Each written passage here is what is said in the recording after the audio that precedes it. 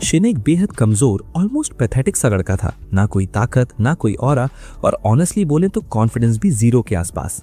लेकिन ये सब तब तक था जब तक एक पैरासिटिक क्रीचर ने उस पर हमला करके उसका हाथ ही टेक ओवर नहीं कर लिया। शुरुआत में शिन पूरी तरह पैनिक में था और उस पैरासाइट से छुटकारा पाना चाहता था, लेकिन धीरे धीरे हालात ऐसे बदले कि वही पैरासाइट उसका पार्टनर बन गया।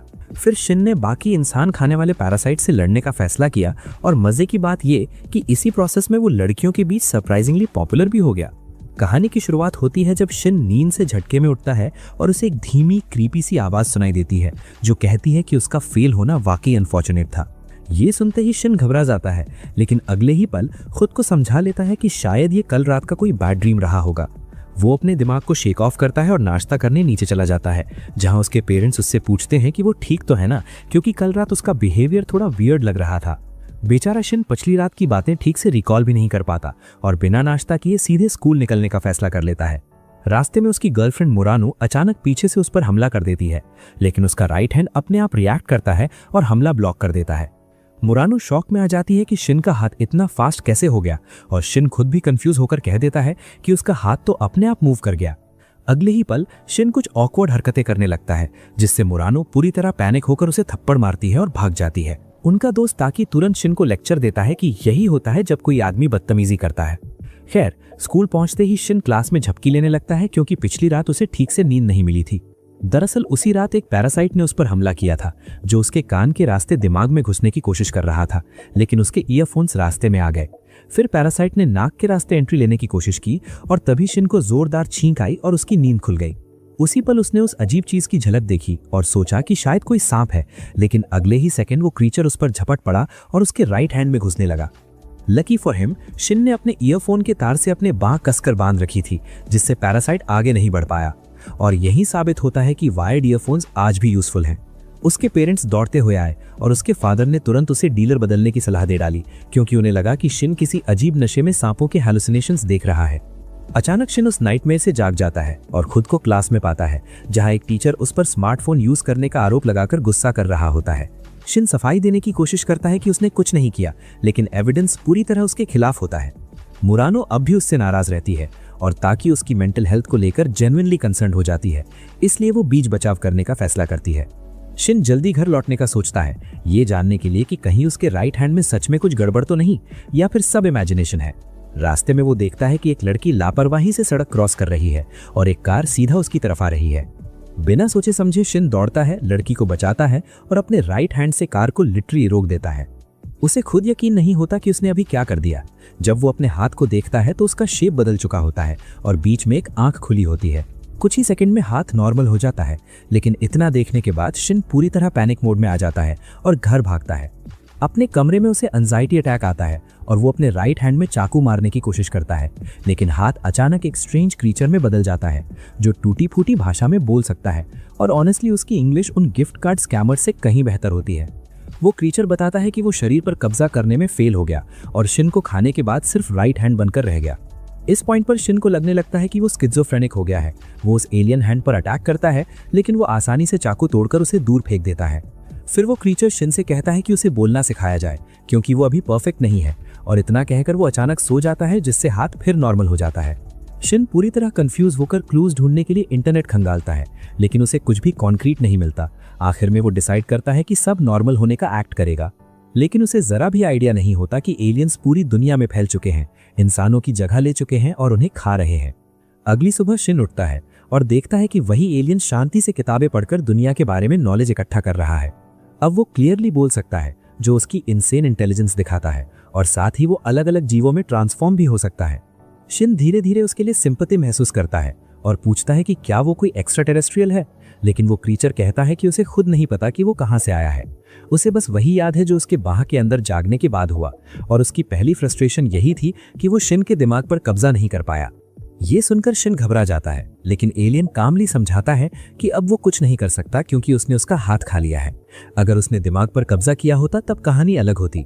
शिन बोलता है कि वो तुरंत हॉस्पिटल जाकर अपना ये वियर्ड हैंड कटवा देगा, लेकिन एलियन साफ कह देता है कि ये वर्स्ट आइडिया होगा, क्योंकि वो शिन के न्यूट्रिएंट्स पर डिपेंड करता है। हाथ कटते ही वो मर जाएगा, और साथ ही शिन अपना वो राइट हैंड भी खो देगा जिसमें मुंह है और जो शेप शिफ्ट कर सकता है, जो किसी भी वॉनाबी टफ गाय के लिए अल्टीमेट पावर है। शिन उसे पैरासाइट कहता है, लेकिन वो क्रीचर बोलता है कि उन्हें कोऑपरेट करना होगा। ये कहते ही पैरासाइट थक जाता है और शिन का हाथ फिर नॉर्मल हो जाता है। बाद में शिन नाश्ता करने जाता है और अपने फादर को अखबार पढ़ते हुए सुनता है, जिसमें हाल की ब्रूटल और वायलेंट मर्डर्स का जिक्र होता है, जिन्हें लोग अब मिंस्ड मीट मर्डर्स कहने लगे हैं। इसके बाद शिन स्कूल की तरफ बढ़ता है, लेकिन उसके दिमाग में एक अजीब सा विचार घूम रहा होता है कि शायद उसे पुलिस के सामने जाकर खुद को सरेंडर कर देना चाहिए और अपने इस पैरासाइट हाथ के बारे में सब कुछ सच सच बता देना चाहिए। तभी मिगी उसे साफ शब्दों में समझाता है कि ये सबसे खराब आइडिया होगा, क्योंकि ऐसा करने पर वे कुछ पागल साइंटिस्ट के लिए लेबोरेटरी रैट्स बन जाएंगे। अचानक मिगी उसे अलर्ट करता है कि पास ही एक और पैरासाइट मौजूद है और बताता है कि परजीवी एक दूसरे की ब्रेन वेव्स महसूस कर सकते हैं। शिन उस नए पैरासाइट की दिशा में जाने का फैसला करता है, लेकिन हर कदम के साथ उसका डर बढ़ता जाता है, क्योंकि उसे लगने लगता है कि शायद इस परजीवी ने किसी इंसान को पूरी तरह कब्जे में ले लिया है और आगे क्या होगा इसका कोई अंदाजा नहीं। फिर भी मिगी उसे लगातार आगे खींचता रहता है और आखिरकार वे देखते हैं कि ये कुत्ता दूसरे कुत्ते की लाश को खा रहा है।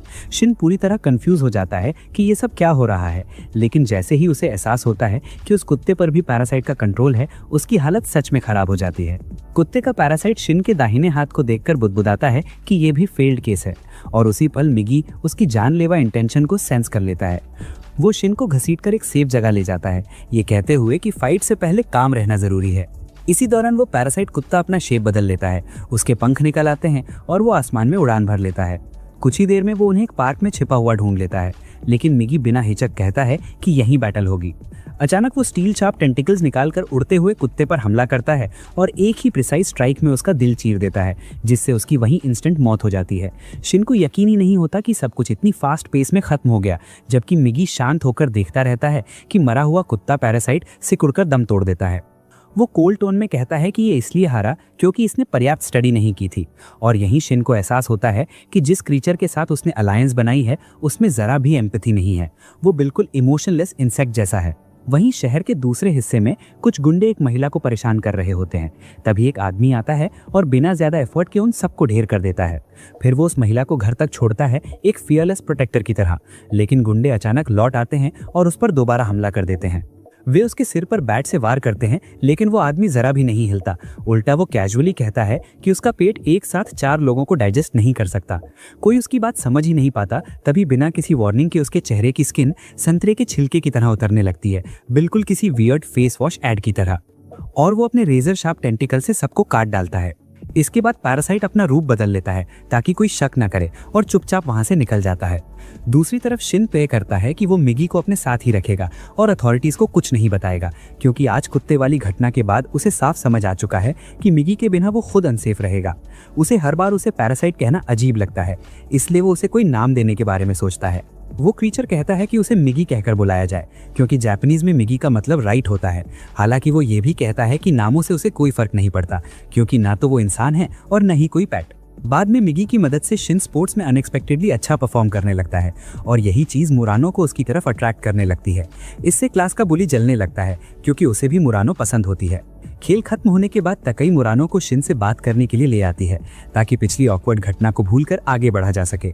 शिन को फाइनली माफी मांगने का मौका मिलता है और मुरानो उसे माफ कर देती है, लेकिन एक कंडीशन के साथ कि अगली संडे वो उसे मिठाई खिलाने बाहर ले जाएगा। शिजू ये सुनकर खुश हो जाती है, लेकिन उसी पल मुरानो को महसूस होता है कि शिन में कहीं ना कहीं कुछ बदल गया है। उसके जाने के बाद मिगी कामली बताता है कि जब शिन उस लड़की से बात कर रहा था तब उसकी हार्ट रेट अब नॉर्मल थी, और ये क्लियर साइन है कि वो उसे पसंद करता है। तभी क्लास का बुली शिन को आवाज देता है और मुरानो का अटेंशन पाने के लिए गुस्से में उससे भिड़ जाता है। शिन लड़ाई अवॉइड करने की कोशिश करता है और कहता है कि वो कुछ नहीं करेगा, लेकिन वो लड़का बिना सोचे समझे उस पर हमला कर देता है। शिन को डर लगता है कि कहीं मिगी आउट ऑफ कंट्रोल ना हो जाए और उस बेवकूफ बुली को मार न डाले, लेकिन राहत की बात यह रहती है कि वो खुद को रोक लेता है और एक जोरदार गामू गामू पिस्टल से उसे नीचे गिरा देता है, जो उसे डराकर भगाने के लिए काफी होता है। बाद में तकई कुछ ब्रूटल मर्डर्स की बात करता है जिनके बारे में शिन के पिता अखबार में पढ़ रहे थे। किसी को नहीं पता कि इसके पीछे कौन है, लेकिन दुनिया भर में ऐसे केसेस सामने आ रहे हैं जो तकई को बेहद सस्पिशियस लगते हैं। लेकिन शिन को अंदर ही अंदर समझ आ जाता है कि इन सब के पीछे पैरासाइट एलियंस का ही हाथ है। घर पहुंचकर वो हत्याओं के बारे में और जानकारी निकालता है और मिगी से पूछता है, जो मान लेता है कि ये सब उसी की स्पीशीज का काम है। वो बताता है कि उन्होंने अपनी आंखों से देखा था कि एक पैरासाइट डॉग दूसरे पैरासाइट डॉग को खा रहा था, जिससे साफ होता है कि वे सिर्फ अपने ही काइंड को खा सकते हैं। वो समझाता है कि क्योंकि वे कैनिबलिस्टिक हैं, इसलिए इंसानों को होस्ट बनाकर खाते समय ऐसा करना उनके लिए नेचुरल है। ये सुनकर शिन घबरा जाता है और सोचने लगता है कि क्या उसे दुनिया को सच बताकर ह्यूमैनिटी को बचाने की कोशिश करनी चाहिए। लेकिन मिगी को ये सोच ही समझ नहीं आती। उसके हिसाब से उसकी स्पीशीज सिर्फ सर्वाइव करने के लिए खाती है और यही नेचर का रूल है। शिन कहता है कि ह्यूमन लाइफ की बहुत वैल्यू होती है, लेकिन मिगी आर्ग्यू करता है कि उसे सिर्फ अपने और शिन के जीवन की परवाह है, क्योंकि उसका अस्तित्व शिन पर डिपेंड करता है। शिन उसे कीड़ा और पैरासाइट कह देता है, जिस पर मिगी उसे ठंडे लहजे में वार्न करता है कि अगर उसने ज्यादा विरोध किया तो वो उसकी जीभ काट डालेगा, ताकि वो किसी को कुछ बता ना सके। इस डर से कांपते हुए शिन अपना इरादा फिलहाल छोड़ देता है। मिगी बहस करते हुए बोलता है कि इंसान तो हर तरह के जानवरों को खाते हैं, जबकि उसकी स्पीशीज सिर्फ कुछ गिने चुने जीवों पर ही निर्भर रहती है, तो उसके हिसाब से इंसान उनसे भी ज्यादा ब्रूटल हो सकते हैं। अगले ही दिन एक और एलियन शिन और मिगी को नोटिस कर लेता है। मिगी को भी तुरंत सेंस हो जाता है और वो शिन को सावधान करता है कि भीड़ भाड़ वाले बाजार में उस एलियन को ढूंढना ऑलमोस्ट इम्पॉसिबल होगा। इसलिए मिगी किसी शांत जगह पर जाने का आइडिया देता है और शिन मान जाता है। शिन कहता है कि वो उस दूसरे एलियन से मिलना चाहता है, लेकिन मिगी को ये बात बिल्कुल बेवकूफ़ी लगती है।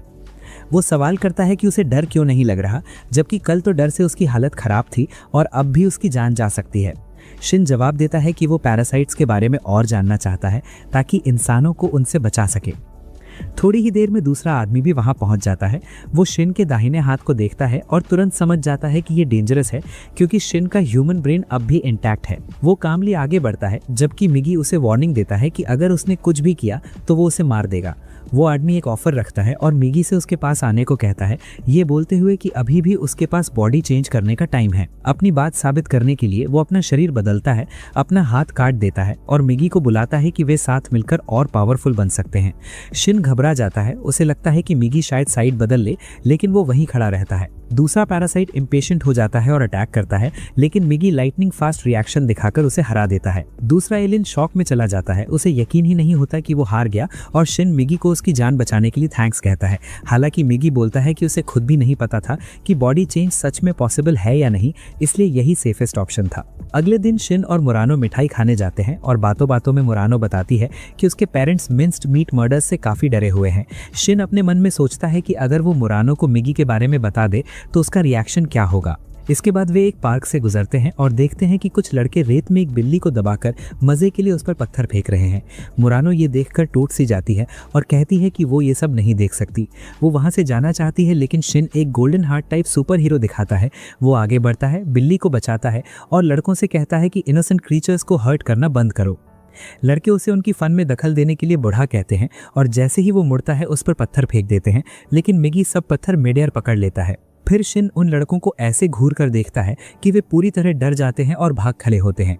मुरानो पर इसका गहरा असर पड़ता है और वो शिन का हाथ पकड़ लेती है, लेकिन उसका इंस्टिंक्ट उसे बताता है कि कुछ ऑफ है, इसलिए वो उसके राइट हैंड की जगह लेफ्ट हैंड को छूती है। कुछ दिन बीत जाते हैं और मर्डर्स की संख्या लगातार बढ़ती जाती है। शिन इस न्यूज़ से अंदर ही अंदर परेशान रहता है और मुरानो को लगने लगता है कि वो हर दिन और ज़्यादा डिस्टेंट और अलग होता जा रहा है। एक दिन स्कूल जाते वक्त मिगी को अचानक पास में किसी और पैरासाइट की प्रेजेंस महसूस होती है। ये सुनते ही शिन अलर्ट हो जाता है, लेकिन जब मिगी स्कूल बिल्डिंग की ओर इशारा करता है तो वो एक अजीब अनजाने डर से कांपने लगता है। स्कूल में शिन बेचैनी के साथ कॉरिडोर्स में चारों तरफ देखने लगता है, पैरासाइट को ढूंढने की कोशिश करता है और मिगी उसे वार्निंग देता है कि सस्पिशियस बिहेव ना करे, क्योंकि अगर पैरासाइट पास में है तो वो उन्हें भी सेंस कर सकता है। तभी मिस टामिया के नाम से एक नई टीचर का क्लास में इंट्रोडक्शन होता है और जैसे ही वो पोडियम पर कदम रखती है, मिगी कंफर्म कर देता है कि वो पैरासाइट है। इससे भी वर्स बात ये होती है कि उसे मुरानो की क्लास टीचर बना दिया जाता है। ये सुनकर शिन की बेचैनी बढ़ जाती है और मिगी उसे दोबारा टामिया की तरफ ना देखने को कहता है, लेकिन शिन खुद को रोक नहीं पाता और वो महिला उसकी तरफ देख लेती है, ये समझते हुए कि वो भी उन्हीं में से एक है। बाद में जिम क्लास के दौरान मिगी कमेंट करता है कि टामिया कितनी इंटेलिजेंट होगी, क्योंकि उसने अपने होस्ट की आइडेंटिटी और सोसाइटी में पोजीशन दोनों को परफेक्टली मेंटेन किया है और वो टीचर की तरह काम भी कर रही है। शिन सोचने लगता है कि कहीं वो पूरे स्कूल को खाने की प्लानिंग तो नहीं कर रही, लेकिन मिगी कहता है कि वो अपनी आइडेंटिटी रिवील नहीं करना चाहती, इसलिए आसपास के लोगों को नहीं खाएगी। क्लास में जब टामिया पढ़ा रही होती है, मिगी सो जाता है और शिन पैनिक में आ जाता है, क्योंकि उसे लगता है कि अब वो टोटली अनसेफ है। किसी तरह वो बाकी का टाइम निकाल लेता है और क्लास खत्म होने पर टामिया उसे बाद में ऑफिस आने को कहती है। बाकी लड़के उसे टीज करने लगते हैं, मजाक में बोलते हैं कि उसे मम्मी टीचर से स्पेशल अटेंशन मिल रही है और शिन उन पर गुस्सा हो जाता है, क्योंकि उन्हें अंदाजा भी नहीं होता कि वो कितनी बड़ी ट्रबल में फंसा है। खैर, वो ऑफिस की तरफ बढ़ता है और लकीली मिगी समय पर जाग जाता है। अंदर पहुंचते ही टामिया सीधे पॉइंट पर आ जाती है। वो काम टोन टोन में शिन को अश्योर करती है कि उससे उसकी लड़ने की कोई इंटेंशन नहीं है। इसके बजाय वो उसे स्कूल के बाद एक फॉर्मल कॉन्वर्सेशन के लिए मिलने का इन्विटेशन देती है। मिगी तुरंत अग्री कर लेता है, लेकिन शिन को डाउट होता है। उसे लगता है कि ये कोई ट्रैप हो सकता है। तामिया कहती है कि अगर उसे मारना होती तो अब तक मार चुकी होती, और बताती है कि वो बस उनकी यूनिक हाइब्रिड रिलेशनशिप के बारे में क्यूरियस है। वो इन्फॉर्मेशन शेयर करने और फ्यूचर में कोऑपरेशन का प्रॉमिस करती है। स्कूल के बाद शिन उससे मिलने जाता है, लेकिन मिगी को अचानक 2 पैरासाइट्स पास आते हुए फील होते हैं। शिन फिर से घबरा जाता है, लेकिन मिगी अभी कंफर्म नहीं कर पाता कि ये ट्रैप है या नहीं। कुछ ही पलों बाद टामिया वहाँ एक ऐसे आदमी के साथ पहुंचती है जिसे वो मिस्टर ए कहती है, क्योंकि असल में उसका ना तो कोई नाम है और ना ही कोई साफ पहचान। आते ही उसके और मिगी के बीच एक अजीब सा टेंशन बन जाता है, लेकिन टामिया तुरंत माहौल को कूल डाउन करते हुए कहती है कि लड़ने का भी कोई फायदा नहीं है। आखिरकार वे तीनों बैठकर बात करने लगते हैं और टामिया सीधे शिन से पूछती है कि वो उनके जैसे बीइंग्स के बारे में क्या सोचता है। शिन बिना घुमाए फिराए बोल देता है कि उसके हिसाब से वे नरभक्षी मॉन्स्टर्स हैं। टामिया समझ जाती है कि शिन ऐसा क्यों सोच रहा है, लेकिन उसके मुताबिक उनका रिश्ता इतना सिंपल नहीं है। तभी वो अचानक रिवील करती है कि कुछ हफ्ते पहले उसने और मिस्टर ए ने बिना किसी प्रोटेक्शन के फिजिकल रिलेशन बनाया था और अब वो प्रेग्नेंट है। शिन ये सुनकर उसे शॉक में देखता रह जाता है और टामिया उससे पूछती है कि उसके हिसाब से उसके अंदर किस तरह का जीवन पल रहा होगा। मिगी कामली जवाब देता है कि वो एक नॉर्मल ह्यूमन बच्चा है और टामिया भी इसकी पुष्टि करती है। हालांकि वो खुद भी इस बात से हैरान होती है। शिन फिर भी इसे एक्सेप्ट करने से मना कर देता है। उसके लिए वे अब भी वही क्रीचर्स हैं जो इंसानों को खाते हैं। जब तीनों इस फिलोसॉफिकल बहस में उलझे रहते हैं तो मिस्टर ए साफ तौर पर बोर हो जाता है। वो खड़ा होता है और बोलता है कि उसे ऐसी बातों में कोई मतलब नहीं दिखता और वो पहले की तरह ही इंसानों को मारता और खाता रहेगा। इतना ही नहीं, अब वो शिन को एक पोटेंशियल थ्रेट मानने लगता है और उसे जल्द खत्म करने का मन बना लेता है। उसके जाने के बाद टामिया शिन को वार्न करती है कि वो उसे प्रवोक ना करे, क्योंकि अगर उसने चाहा तो वो पूरी क्लास को, यहाँ तक कि मुरानो को भी बिना पलक झपकाए मार सकती है। और ये बात शिन के दिल में और डर बैठा देती है। हालांकि टामिया ये भी साफ कर देती है कि फिलहाल वो पीस बनाए रखना और अपनी आइडेंटिटी छुपाकर जीना चाहती है। अगले दिन क्लास में तकाई कैजुअली मेंशन करता है कि उसने पिछली शाम बस में शिन को देखा था। वो बताता है कि वो और मुरानो दोनों उसकी चिंता कर रहे थे, लेकिन शिन हमेशा की तरह सच्चाई छुपा लेता है। तभी अचानक मिगी धीमी आवाज में फुसफुसाकर बताता है कि उन पर अटैक होने वाला है और उसी पल टामिया भी नोटिस कर लेती है कि मिस्टर ए पहले से ही स्कूल के अंदर है। टामिया बिल्कुल काम रहते हुए क्लास को सेल्फ स्टडी के लिए छोड़ देती है और बाहर निकल जाती है। उसी समय मिस्टर ए बिना किसी वार्निंग के फायरिंग शुरू कर देता है और शिन समझ जाता है कि अब उसे रोकना होगा। मिगी को शक होता है कि टामिया इंटरफेयर नहीं करेगी, क्योंकि वो इतनी लॉजिकल है कि किसी का साइड नहीं लेगी, बस ऑब्जर्व करेगी। तभी इंटरकॉम पर अनाउंसमेंट होती है कि सभी स्टूडेंट्स को तुरंत बिल्डिंग खाली करनी है। मिगी सजेस्ट करता है कि मिस्टर ए से लड़ने का सबसे इफेक्टिव तरीका है भीड़ को डिस्ट्रैक्शन और शील्ड की तरह इस्तेमाल करना। ये सुनकर शिन को गुस्सा आ जाता है और वो ऐसा इनह्यूमन काम करने से साफ मना कर देता है। वो अकेले ही ऊपर की तरफ भागता है, लेकिन रास्ते में मुरानो से टकरा जाता है। मुरानो उसका हाथ पकड़ लेती है, मगर शिन झल्लाकर उसे दूर रहने के लिए कह देता है। कुछ ही देर में वो एक खाली क्लासरूम में पहुंच जाता है और मिगी कहता है कि पिछली प्लान ज्यादा स्मार्ट थी, लेकिन शिन अड़ जाता है कि वो इंसानों की तरह ही लड़ेगा। मिगी कुछ नहीं बोलता, लेकिन समझ जाता है कि इमोशंस ही इंसानों की सबसे बड़ी ताकत और सबसे बड़ी कमजोरी होते हैं। शिन जल्दी जल्दी डेस्क्स और टेबल से एक मेकशिफ्ट बैरिकेड बना लेता है और फिर मिगी से पूछता है कि उसकी बात ना मानने से वो नाराज है। मिगी बात टाल देता है क्योंकि अभी टाइम नहीं है और वो पहले से अगली मूव कैलकुलेट कर रहा होता है। वो शिन से पूछता है कि वो मिस्टर ए से अलग कैसे है और शिन जवाब देता है कि वे 2 हैं और रोल्स बांट सकते हैं। मिगी तुरंत कुर्सी का एक पैर काटकर उसे शार्प बना देता है और एक टेम्पररी वेपन की तरह शिन को दे देता है। वो समझाता है कि मिस्टर ए इंसानों को अंडर एस्टिमेट करता है और अगर शिन अचानक स्ट्राइक करे तो वे जीत सकते हैं। शिन ध्यान से सुनता है, वेपन को अपनी स्लीव में छुपा लेता है और उसी पल मिस्टर ए नीचे की मंजिल से खिड़की तोड़कर अंदर कूद आता है, जिससे शिन की बनाई बैरिकेड एक ट्रैप बन जाती है। मिस्टर ए शिन से कहता है कि दाहिने हाथ के अलावा उसका पूरा शरीर बेकार और डरा हुआ है और ये पूरी तरह गलत भी नहीं है। लेकिन शिन को याद आता है कि मिगी ने पहले ही उसे वार्न किया था, क्योंकि मिगी उसी पर डिपेंड करता है। अगर शिन डर गया तो मिगी भी कमजोर पड़ जाएगा, इसलिए वो खुद को काम करने की कोशिश करता है। अचानक मिस्टर ए हमला करता है और मिगी उसके हर स्ट्राइक को रोक लेता है। शिन को याद आता है कि प्लान यही था, डिफेंस में रहना और ओपोनेंट को केयरलेस होने देना। क्योंकि मिस्टर ए इंसानों को कम समझता है, शिन को रियल थ्रेट मानता ही नहीं। शिन के पास अब मिगी पर भरोसा करने के अलावा कोई रास्ता नहीं बचता और वो धीरे धीरे आगे बढ़ता है, जबकि मिस्टर ए उस पर ध्यान ही नहीं देता। यही उसकी सबसे बड़ी गलती साबित होती है। शिन अचानक डेस्क के पैर से उसके सीने पर वार करता है और तुरंत पीछे हट जाता है, जबकि मिगी उसके काउंटर अटैक्स को ब्लॉक कर देता है। मिस्टर ए के लिए बहुत देर हो चुकी थी क्योंकि शिन का वार उसके दिल की एक मेन आर्टरी पर लगा था और खून तेजी से बहने लगा था। फिर भी वो शिन को धक्का देकर दूर करता है और एक स्टील पाइप को जोर से बाहर निकाल देता है, जिससे ब्लीडिंग रुक जाती है। पीछे हटते हुए वो लड़खड़ाने लगता है और मिगी कहता है कि उन्हें उसे अभी खत्म कर देना चाहिए। शिन मना कर देता है क्योंकि वो किसी को मारना नहीं चाहता। मिगी उसे समझाता है कि मिस्टर ए इंसान नहीं है और टेक्निकली मर्डर वही होता है जब इंसानों को मारा जाए। उधर मिस्टर ए खुद इस बात पर यकीन नहीं कर पा रहा होता कि एक इंसान ने उसे इस हालत में पहुंचा दिया है। उसे अब साफ साफ महसूस होने लगता है कि उसका शरीर जवाब दे चुका है और इसी रिस्क को लेते हुए वो फैसला करता है कि उसे एक नया शरीर ढूंढना होगा, प्रेफरेबली टामिया के शरीर को शेयर करने का। वो धीरे धीरे उसकी तरफ बढ़ता है, लेकिन जैसे ही वो उसके ऑफिस का दरवाजा खोलता है, टामिया अचानक बाहर कूदती है और अंदर कई ऑक्सीजन सिलेंडर्स खुले छोड़ देती है।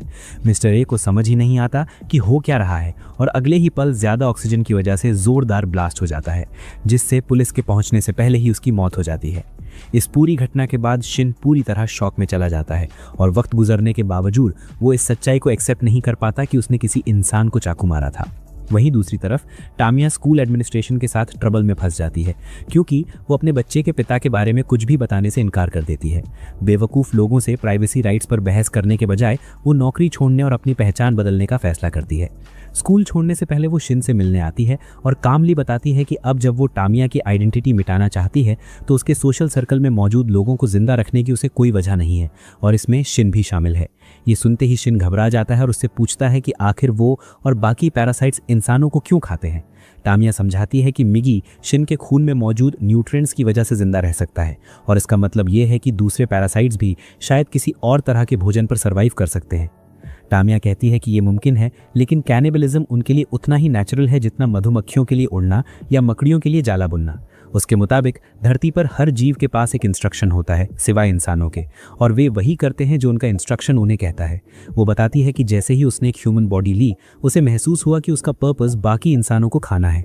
शिन डरा हुआ है, फिर भी हिम्मत करके पूछता है कि वो अपने बच्चे का क्या करेगी। टामिया बिना झिझक जवाब देती है कि वो बच्चे को जन्म देगी और फिर एक्सपेरिमेंट्स में इस्तेमाल करेगी, और अगर वो यूजलेस निकला तो उसे खा जाएगी। ये सुनकर शिन का गुस्सा फूट पड़ता है और टामिया उसके इरादे को तुरंत भांप लेती है। वो लड़ने के लिए अपना रूप बदल लेती है और मिगी को एहसास हो जाता है कि वे उसके खिलाफ जीत नहीं सकते, क्योंकि वो एक साथ 2 फॉर्म्स में ट्रांसफॉर्म कर सकती है। मतलब वो उनसे कहीं ज़्यादा इवॉल्व है। लेकिन तभी टामिया को यह भी समझ आता है कि शिन अब पूरी तरह प्योर ह्यूमन नहीं रहा। इसी क्यूरियोसिटी में वो उसे जिंदा छोड़ने का फैसला करती है ताकि वो उससे और सीख सके। उसी रात असली टामिया की माँ उससे मिलने आती है और उसे तुरंत समझ आ जाता है कि उसके सामने खड़ी औरत उसकी बेटी नहीं है। वो कांपती आवाज़ में पूछती है कि वो आखिर है कौन और उसकी बेटी कहाँ है। टामिया इस पर जेन्युइनली हैरान हो जाती है, क्योंकि उसने कभी इमेजिन भी नहीं किया था कि कोई नॉर्मल इंसान उसका भेष पहचान सकता है। बूढ़ी औरत पुलिस बुलाने का फैसला करती है, लेकिन उससे पहले ही टामिया उसे मार देती है। फिर भी उसके मन में एक सवाल रह जाता है कि क्या उस महिला में कोई स्पेशल एबिलिटी थी जिसे उसे स्टडी करना चाहिए था। दूसरी तरफ अगली सुबह जब शिन उठता है तो उसे पता चलता है कि मिगी उसके शरीर से गायब है। वो घबरा कर इधर उधर देखता है, लेकिन फिर देखता है कि मिगी उसके शरीर से अलग होकर कमरे में थोड़ा चल फिर रहा है। कुछ ही सेकंड में मिगी वापस उसके शरीर से जुड़ जाता है और बताता है कि उसने डिस्कवर किया है कि वो अलग होकर मूव कर सकता है, लेकिन एक बार में सिर्फ 3 मिनट तक। शिन के दिमाग में तुरंत ख्याल आता है कि कहीं मिगी उसके ब्रेन को कंट्रोल करने की प्लानिंग तो नहीं कर रहा। मिगी साफ कहता है कि ऐसा पॉसिबल नहीं है, क्योंकि वो अभी सिर्फ एक हाथ के रूप में इवॉल्व हुआ है और ब्रेन कंट्रोल नहीं कर सकता।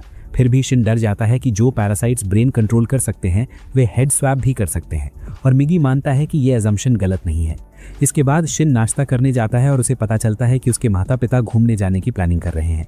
शिन उन्हें समझाता है कि ऐसे हालात में अननोन जगहों पर जाना जेन्युइनली डेंजरस है, और उसकी माँ उसकी बात मानकर यात्रा कैंसिल करने को तैयार हो जाती है। हालांकि वो पूछती है कि क्या आजकल कोई बात उसे परेशान कर रही है, लेकिन शिन इस टॉपिक से बचते हुए तुरंत स्कूल के लिए निकल जाता है। शिन जानबूझकर मिगी को अपने पेरेंट्स से छुपा रहा है, क्योंकि उसे डर है कि मिगी बिना हेजिटेशन उसके माता पिता को मार सकता है। आखिर उसे सिर्फ अपनी सर्वाइवल की परवाह है, ह्यूमन इमोशंस की नहीं। वहीं दूसरी ओर काजू नबुको से कहते हैं कि वो बेटे को लेकर ज़रूरत से ज़्यादा प्रोटेक्टिव हो रही है और शायद उसके हाथ के निशान की वजह से अनईजी महसूस कर रही है। नबुको को वो दिन आज भी साफ याद है जब शिन मिडिल स्कूल में था और साइंस एक्सपेरिमेंट के लिए उसे एल्युमिनियम प्लेट्स मांगी थी। ऊंची शेल्फ से प्लेट्स निकालते वक्त वो फिसल गया था और उबलता तेल का बर्तन बस उसके सिर पर गिरने वाला था। नबुको की क्विक रिफ्लेक्सेस ने उसकी जान बचा ली थी, लेकिन उसका हाथ बुरी तरह जल गया था। काजू को लगता है कि शायद शिन आज भी उस हादसे का गिल्ट महसूस करता है और इसलिए दूरी बना रहा है। इसी बीच मिगी फ्यूचर यूज के लिए गन्स पर रिसर्च शुरू कर देता है। वो शिन से कहता है कि उसे अपने पेरेंट्स को लेकर इतना वरी नहीं करना चाहिए, क्योंकि पैरासाइट ज्यादातर सिटीज में होते हैं जहां शिकार आसानी से मिलता है और वे अक्सर अकेले लोगों को टारगेट करते हैं। उसके हिसाब से शिन के पेरेंट्स यहां से ज्यादा सेफ समुद्र के तट की ट्रिप पर होंगे। ये सुनकर शिन को थोड़ी राहत मिलती है, लेकिन तभी उसकी माँ कमरे में आ जाती है और वो घबराकर मिगी को छुपा लेता है। उसकी माँ पूछती है कि वो आखिर किससे बात कर रहा था। वो हल्के से जवाब देता है कि वो बस खुद से बातें कर रहा था और अगली बार दरवाजा खटखटाने को लेकर थोड़ा तेज आवाज में बोल पड़ता है। ये सुनकर नबुको का चेहरा उतर जाता है। वो चुपचाप बाहर चली जाती है और काजू से कहती है कि उनके बेटे ने उस पर चिल्ला दिया। काजू हंसते हुए कहता है कि शायद ऐसा इसलिए हुआ होगा क्योंकि उसने उसे तब टोका था जब वो अपने बच्चे को इमोशनली स्लैप कर रही थी, जो ऑनेस्टली उस सिचुएशन को डिस्क्राइब करने के लिए अब मेरा नया फेवरेट फ्रेज बन चुका है। उसी दिन थोड़ी देर बाद शिन अपने पेरेंट्स को बताता है कि उसने दोबारा सोचा है और अब उसे लगता है कि उनके लिए ट्रिप पर जाना एक्चुअली अच्छा रहेगा। लेकिन नबुको उसके सडन मूड स्विंग को चुपचाप इग्नोर नहीं करती। वो टूट पड़ती है और पूछती है कि आखिर उसे हो क्या गया है। उसकी आंखों में आंसू आ जाते हैं और वो कहती है कि उसे ऐसा लग रहा है जैसे वो उसका बेटा ही नहीं रहा। शिन अब भी मिगी के बारे में कुछ नहीं बताना चाहता, इसलिए वो बस इतना कहता है कि उसे डर था कि उनके बिना वो अकेला महसूस करेगा, लेकिन फिर उसे लगा कि अगर ज़्यादा लोनली हुआ तो वो अपने दोस्तों को बुला सकता है। ये कहकर वो वापस अपने कमरे में चला जाता है और उसके पेरेंट्स मान लेते हैं कि उसने सच ही बोला होगा। अगले हफ्ते वो लोग ट्रिप पर निकल जाते हैं और नबुको जेन्युइनली एक्साइटेड होती है क्योंकि कई सालों बाद उसे प्रॉपर लंबी छुट्टी मिलने वाली थी। वहीं दूसरी तरफ एक आदमी अपनी नई गर्लफ्रेंड को कार राइड पर ले जा रहा होता है, बिना ये जाने कि वो एक्चुअली एक पैरासाइट है। उसे सीट बेल्ट जैसी बेसिक ह्यूमन चीज़ों की भी समझ नहीं होती और ड्राइव करते वक्त वो उसका ध्यान भटका देती है, जिससे कार सीधा पहाड़ी से नीचे गिर जाती है। रिजल्ट ये होता है कि दोनों बुरी तरह घायल हो जाते हैं और जब पैरासाइट को एहसास होता है कि होस्ट बॉडी अब सर्वाइव नहीं कर पाएगी तो वो पैनिक में आ जाती है। वो उस आदमी पर हमला करती है और उसके शरीर पर कब्जा कर लेती है। और भले ही कंट्रोल पूरी तरह परफेक्ट नहीं होता, लेकिन कम से कम वो चल फिर पाने लायक तो हो ही जाती है। इधर घर लौटते वक्त शिन रास्ते में मिगी से पूछता है कि तमिया का इम्प्योर वाला मतलब आखिर क्या था। मिगी समझाता है कि उसकी कुछ सेल्स शिन के ब्लड में मिक्स हो चुकी हैं, यहाँ तक कि उसके ब्रेन तक भी पहुंच गई हैं, जिसकी वजह से उसके शरीर के कुछ हिस्से बदल चुके हैं। ये सुनकर शिन चौंक जाता है और खुद को कन्विंस करने की कोशिश करता है कि वो अब भी एक नॉर्मल इंसान है। तभी उसकी नज़र कुछ लोगों पर पड़ती है जो स्कूल के बुली को बुरी तरह पीट रहे होते हैं। वो बीच में कूदकर उन्हें रोकने की कोशिश करता है, लेकिन बदले में उसे भी पंचेस पड़ते हैं और पीछे हटने को कहा जाता है।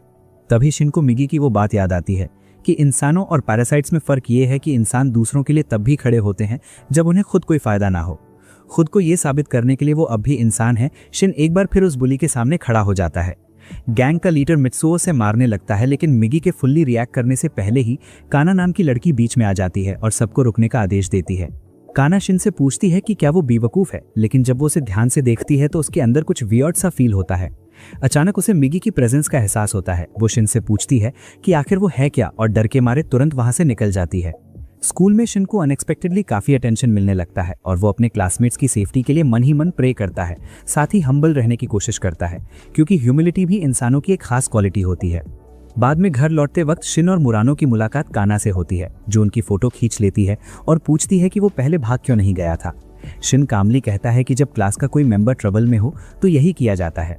कैना उसे हिपोक्रेट कह देती है और बोलती है कि वो मोरालिटी का दिखावा तो करता है, लेकिन कुछ न कुछ ज़रूर छुपा रहा है। शिन उससे और बहस नहीं करना चाहता, इसलिए वहाँ से चला जाता है, लेकिन अंदर ही अंदर वो जानता है कि वो पूरी तरह गलत भी नहीं थी। इसी बीच मित्सुओ को जलन होने लगती है कि कैना का ध्यान शिन की तरफ क्यों है, क्योंकि वो खुद कैना को पसंद करता है। बदले की आग में मित्सुओ अपने गैंग के साथ शिन पर हमला करता है और मुरानो को किडनैप कर लेता है और शिन किसी तरह उनका पीछा करता है। वो लोग उसे उसी जगह ले जाते हैं जहाँ सुबह मिले थे और शिन उनसे मुरानो को छोड़ देने की गुहार लगाता है, लेकिन गैंग उसकी बात इग्नोर कर देता है और मित्सुओ उसे पीटना शुरू कर देता है। मिगी मदद के लिए आगे बढ़ना चाहता है, मगर शिन उसे रोक देता है, क्योंकि वो ये लड़ाई खुद एक रियल इंसान की तरह लड़ना चाहता है। फिजिकली कमजोर होने के बावजूद शिन फाइट करता रहता है। मिगी उसे याद दिलाता है कि वहाँ मौजूद हर कोई उससे कहीं ज़्यादा स्ट्रांग है और वो जीत नहीं सकता, लेकिन शिन को फर्क नहीं पड़ता, क्योंकि इंसान अक्सर अपने सेल्फिश इंटरेस्ट से कहीं बड़ी चीज़ों के लिए लड़ते हैं। वो पूरी ताकत से पलटवार करता है, लेकिन फिर से घिर जाता है और हालात ऐसे बन जाते हैं कि मिगी को उसे बचाने के लिए मूव करना पड़ता है, जिसे शिन बड़ी मुश्किल से छुपा लेता है। तभी लकी टाइमिंग पर काना वहां पहुंच जाती है और सबको रुकने के लिए चिल्लाती है, और अगले ही पल शिन के स्कूल के कुछ लड़के भी आ जाते हैं, जिससे मित्सुओ के गैंग के साथ फुल ऑन फाइट छिड़ जाती है। इसी केओस में शिन मुरानो को लेकर वहां से भाग निकलता है और उसे सेफली घर छोड़ देता है। मुरानो उसके जख्मों पर मरहम लगाती है, फिर उसके कंधे पर सिर रखकर सॉफ्टली कहती है कि वो पहले बहुत अच्छा था, शिन के दिल में एक उम्मीद सी जागती है और वो उससे पूछता है कि क्या वो थोड़ी देर रुकना चाहेगी क्योंकि उसके पेरेंट्स घर पर नहीं हैं, लेकिन वो मना कर देती है और वापस चली जाती है। मिगी डिसअपॉइंटेड होकर बोलता है कि वो ह्यूमन रिप्रोडक्शन को ऑब्जर्व करना चाहता था। शिन उसे चुप रहने और सोने को कहता है। तभी काना अचानक सामने आ जाती है और पूछती है कि वो किससे बात कर रहा था। शिन बात को टाल देता है और काना पहले वाली बात के लिए माफ़ी मांगते हुए कहती है कि वो दोस्त बनना चाहती है। शिन मान जाता है क्योंकि उसे इसमें कुछ गलत नहीं लगता, लेकिन जैसे ही वो हाथ मिलाते हैं काना को उसके दाहिने हाथ में कुछ बेहद अजीब सा महसूस होता है। शिन उसके चेहरे पर आई उस हल्की सी बेचैनी को तुरंत महसूस कर लेता है और बिना एक पल गवाए पीछे हटकर अपने घर के अंदर भाग जाता है। अंदर पहुंचते ही मिगी उसे साफ साफ कह देता है कि उसे काना से दूरी बनाकर रखनी चाहिए क्योंकि वो लड़की कुछ ज़्यादा ही शार्प लगती है। मिगी को शक है कि काना पैरासाइट्स द्वारा छोड़ी जाने वाली उन खास वेवलेंथ को महसूस कर सकती है जिनकी मदद से वो अपने जैसे दूसरे जीवों को पहचानते हैं। और हाँ, भले ही मुरानों में भी थोड़ी बहुत ऐसी सेंसिटिविटी हो, लेकिन काना की इंस्टिंक्ट उससे कहीं ज़्यादा तेज़ और नेचुरल लगती है। मिगी को पूरा भरोसा है कि ये लड़की सच में डेंजरस हो सकती है और शिन भी अंदर ही अंदर उससे सहमत नजर आता है। दूसरी तरफ एक बिल्कुल अलग जगह पर उस सड़क हादसे के बाद जिस आदमी के शरीर पर पैरासाइट ने कब्जा किया था वो बुरी तरह स्ट्रगल कर रहा है। वजह यह है कि वो पैरासाइट कभी मेल बॉडी का आदी कभी नहीं रहा। उसे फिर से एक महिला का शरीर चाहिए जिसमें वो खुद को ज़्यादा सहज महसूस कर सके। और जैसे ही उसकी नज़र किसी पहली अकेली महिला पर पड़ती है वो बिना ज़्यादा सोचे समझे उसी पर कब्जा करने का फैसला कर लेता है। दुर्भाग्यवश शिन के माता पिता उस मॉन्स्टर से ज़्यादा दूर नहीं थे। जब वे क्लिफ पर सनसेट का मज़ा ले रहे थे तभी अचानक वही मॉन्स्टर वहां प्रकट हुआ और काजू के सामने नाबुको का सिर काट डाला। बाद में शिन को घायल काजू का फोन आता है जिसमें वो अपनी मां पर हुए अटैक की जानकारी देता है और सलाह देता है कि तुरंत पुलिस के पास जाए। इतना कहकर वो फोन काट देता है और शिन घबरा जाता है, डर जाता है कि ये मॉन्स्टर कोई पैरासाइट है जिसने उसके माता पिता पर हमला किया है, लेकिन उसे ये भी नहीं पता कि उनकी एग्जैक्ट लोकेशन क्या है। वो और खबर का इंतज़ार करते करते सो जाता है और उसे बुरा सपना आता है। लेकिन जब वो अगली सुबह उठता है तो मिगी उसे बताता है कि एक एलियन यहाँ आया है।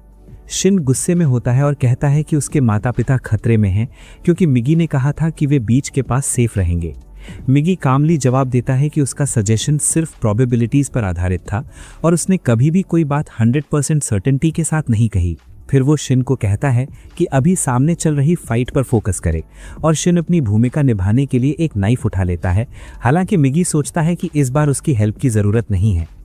अचानक दरवाज़ा खुलता है और शिन सोचता है कि ये स्ट्रेंजर घर का लॉक कैसे तोड़ सकता है।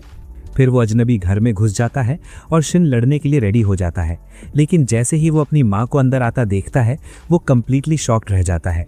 हालांकि अंदर ही अंदर वो ट्रुथ जानता है, फिर भी उसे इसे एक्सेप्ट करना मुश्किल होता है। वो उलझन और घबराहट में नाबुको का स्वागत करता है और पूछता है कि वो पापा के साथ क्यों नहीं है। मिगी क्वाइटली उसे बताता है कि ये उसकी माँ नहीं बल्कि पैरासाइट है, लेकिन शिन मानने से इनकार कर देता है। परग्रही कहता है कि दूसरा आदमी उसके घर पहुंचने से पहले ही मर चुका होगा और ये उसके लिए बेटर ही हुआ। उलझन में शिन मिगी के सामने नाइफ रख देता है जिससे वो शेप शिफ्ट करने से रुक जाता है। वो अपनी माँ को पुकारता है, उम्मीद करता है कि वो अभी भी वहाँ होगी।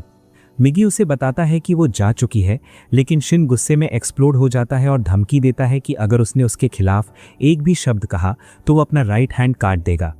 भावनात्मक रूप से अपसेट शिन कहता है कि बचपन में उसने अपनी माँ का हाथ चलाने के लिए कभी ठीक से अपॉलॉजी भी नहीं मांगी, लेकिन पैरासाइट को इसकी कोई परवाह नहीं। वो शेप शिफ्ट कर मिगी के दिल में नाइफ घोंप देती है और नाइफ की वजह से मिगी टाइमली रिएक्ट नहीं कर पाता। शिन जमीन पर गिर जाता है, अभी भी डिसबिलीफ में कि उसकी माँ पैरासाइट बन गई है। फिर पैरासाइट शिन को डेड मानकर छोड़ देती है और मिगी से कहता है कि उसका होस्ट मर चुका है और अब वो भी मर जाएगा, क्योंकि ब्रेन अक्वायर करने में फेल होने वालों की यही फेट होती है। हालांकि मिगी को लगता है कि अभी भी उसे सेव करने का चांस है।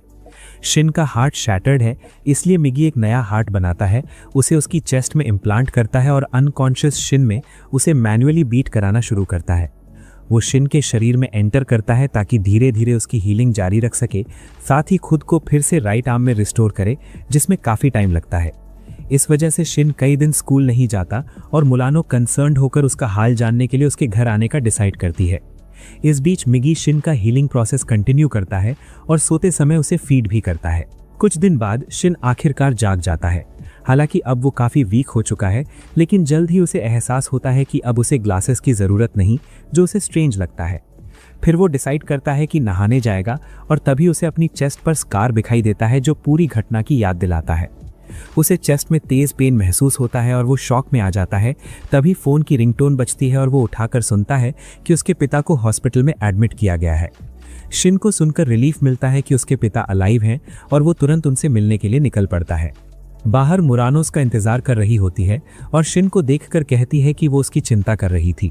हालांकि शिन उदासीन सा लगता है और बस इतना ही कहता है कि उसके पिता इंजर्ड हैं और वो उनसे मिलने जा रहा है। तभी मुरानो कहती है कि उसकी माँ को ये सब अकेले हैंडल करना पड़ रहा होगा। इससे शिन का दिल और हैवी हो जाता है, लेकिन वो चला जाता है और कहता है कि वो कुछ समय तक वापस नहीं आएगा। मुरानो वरीड होकर पूछती है कि क्या वो लौटेगा, लेकिन शिन केवल एक सैड स्माइल देता है और चला जाता है। साथ ही अपने मदर के रूप में मौजूद पैरासाइट को मारने की कसम खाता है। वो ट्रेन में चढ़ता है और अपने पिता को ढूंढने से पहले उस पैरासाइट को ट्रैक करने के बारे में सोचने लगता है। इस बीच काजू हॉस्पिटल में है और पुलिस पूछताछ के लिए आती है। घटना और उसकी वाइफ के बारे में जानकारी मांगती है। वो उन्हें बताता है कि नोबू को डेड है, लेकिन पुलिस कहती है कि वो अलाइव है और होटल लौटकर बिना उसके ही चेकआउट कर गई है। काजू घबरा जाता है और कहता है कि वो वुमेन धोखेबाज है, लेकिन पुलिस बताती है कि उसके हाथ पर बर्न मार्क उसकी पहचान कंफर्म करता है। एक साइकाइट्रिस्ट काजू को बताता है कि एक्सीडेंट के शॉक की वजह से वो हेलुसिनेट कर रहा है और समहाउ उसे कन्विंस कर देता है कि ये ट्रुथ ही है। कुछ ही देर में शिन हॉस्पिटल पहुंच जाता है और रूम में एंटर करते ही काजू उसे देखकर इनिशियली शॉक्ड होता है, लेकिन खुश भी हो जाता है। शिन अपनी माँ के साथ हुई इंसिडेंट के बारे में बात करने की कोशिश करता है, लेकिन पेन की वजह से कुछ बोल नहीं पाता। हालांकि उसकी आंखों में टीयर्स नहीं है। काजू अचानक कहता है कि नोबू को एक्सीडेंट के बाद से मिसिंग है। शिन चौंक जाता है और तुरंत उसे मॉन्स्टर की याद दिलाती है, लेकिन काजू कहता है कि एक्सीडेंट में उसके सिर पर चोट लगी थी और इसलिए वो कंफ्यूज हो सकता है। शिन एक्सप्लोड हो जाता है और जिद करता है कि मॉन्स्टर ने नोबुको को मार डाला, लेकिन काजू कहता है कि उसने फोन पर गलत बात कह दी थी और चोट के कारण उसकी मेमोरी प्रभावित हुई। वो फिर से बहस करता है, लेकिन काजू आंसू रोकते हुए उसे डांटता है और शिन को एहसास होता है कि उसके पिता ट्रुथ जानते हैं, बस उसे छुपा रहे हैं। शिन अब उस एलियन को ढूंढने और उससे निपटने के लिए और भी डिटर्मिन्ड हो जाता है, लेकिन समझता है कि वो किसी को भी सच नहीं बता सकता। वो कहता है कि वो हॉस्पिटल में ही रहेगा, लेकिन काजू कहता है कि वहाँ उसके लिए अनकंफर्टेबल होगा और पास के होटल में स्टे करने का सुझाव देता है, जो मात्र 300 मीटर दूर है। शिन मान जाता है, लेकिन चिंता होती है क्योंकि ये मिगी की एनिमी को ट्रैक करने की लिमिट है और दुर्भाग्य से मिगी अभी भी सो रहा है। होटल में शिन की मुलाकात उस लड़की से होती है जिसे उसने ट्रेन में देखा था और वो उसे अंदर ले जाती है। वो अपने रूम से हॉस्पिटल की निगरानी करता है और महसूस करता है कि उसकी सुनने की पावर और बाकी सेंसेस अब पहले से कहीं तेज हो गई हैं। बाद में मिगी जागता है और बताता है कि उसने शिन की बॉडी को हील कर दिया है, लेकिन अब दोनों चेंज्ड हैं और मिगी की वीकनेस ये है कि उसे दिन में 4 घंटे सोना पड़ता है, जो मेरी रोजाना की स्लीप से भी ज्यादा है। शिन कहता है कि वो भी पहले जल्दी सो जाता था, लेकिन मिगी कहता है कि अब डेंजर आने पर वो नहीं जागेगा और अगर उस दौरान एनिमी अटैक करे तो दोनों मर जाएंगे। शिन पूछता है कि ये उसने पहले क्यों नहीं बताया, तो मिगी जवाब देता है कि उसकी माँ की डेथ के बाद शिन ने सभी पैरासाइट्स को, यहाँ तक कि उसे भी गिल्टी मानना शुरू कर दिया था और अपनी वीकनेस उसके सामने दिखाना डेंजरस होता। अब उसे लगता है कि इसे हाइड करना और भी रिस्की है। शिन कहता है कि मिगी ने उसकी जान बचाई है, इसलिए वो उसे एनिमी नहीं मानता, लेकिन मिगी थुसुंदेरे स्टाइल में कहता है कि उसने ये सिर्फ अपने लिए किया। अगली सुबह शिन काफी बेटर महसूस करता है और अपने पिता का हाल जानने हॉस्पिटल जाता है। फिर मिगी के सोते समय गार्ड करता है। माकी नाम की लड़की पास आती है और पूछती है कि क्या उसकी कोई गर्लफ्रेंड है, लेकिन इससे पहले कि शिन जवाब दे पाता, मिगी अलर्ट कर देता है कि उसने बीच पर एक पैरासाइट देखा है। शिन तुरंत बीच की ओर दौड़ता है और माकी उसे बताती है कि रास्ते में एक वॉल है। हालांकि वो इतनी तेजी से भाग रहा होता है कि कुछ सुन नहीं पाता और फिर मिगी पूछता है कि क्या वो सचमुच अपनी माँ का फेस धारण किए उस औरत को मारने के लिए तैयार है। शिन एक पल रुकता है और कहता है कि वो श्योर है, क्योंकि वो उसे दूसरों को किल करने नहीं देगा। बातचीत के दौरान माकी उसके पास पहुंचती है और कहती है कि बीच तक पहुंचने के लिए उन्हें वॉल के चारों ओर जाना होगा, लेकिन शिन कहता है कि ये स्किल का मामला है और आसानी से वॉल पर क्लाइंब कर जाता है।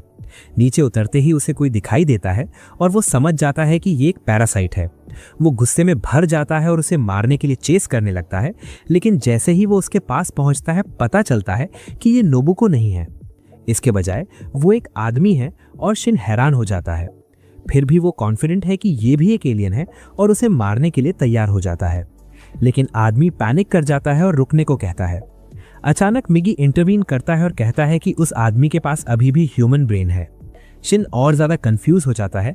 तभी आदमी का जॉ एलियन में ट्रांसफॉर्म हो जाता है और बोलने लगता है। शिन फिर से शॉक्ड हो जाता है क्योंकि उसने ऐसा पहले कभी नहीं देखा। लेकिन आदमी और एलियन एक ही माउथ शेयर कर रहे हैं और ऐसा लगता है कि वे दोनों दोस्ताना तरीके से बात कर रहे हैं। शिन को समझ नहीं आता कि ये पॉसिबल कैसे है, लेकिन मिगी समझाता है कि दोनों का ब्रेन ह्यूमन है जबकि चेस्ट से जुड़ा जॉ एलियन का है। और दूसरा एलियन भी कंफर्म करता है कि वे किसी तरह एक जैसे हैं। बाद में वे कॉन्वर्सेशन के लिए बैठते हैं और आदमी अपनी ट्रैजिक स्टोरी शेयर करता है। वो बताता है कि उसकी वाइफ उसे छोड़ गई और उसे लगा कि वो यूजलेस टूल है जो कुछ भी डिसाइड नहीं कर सकता।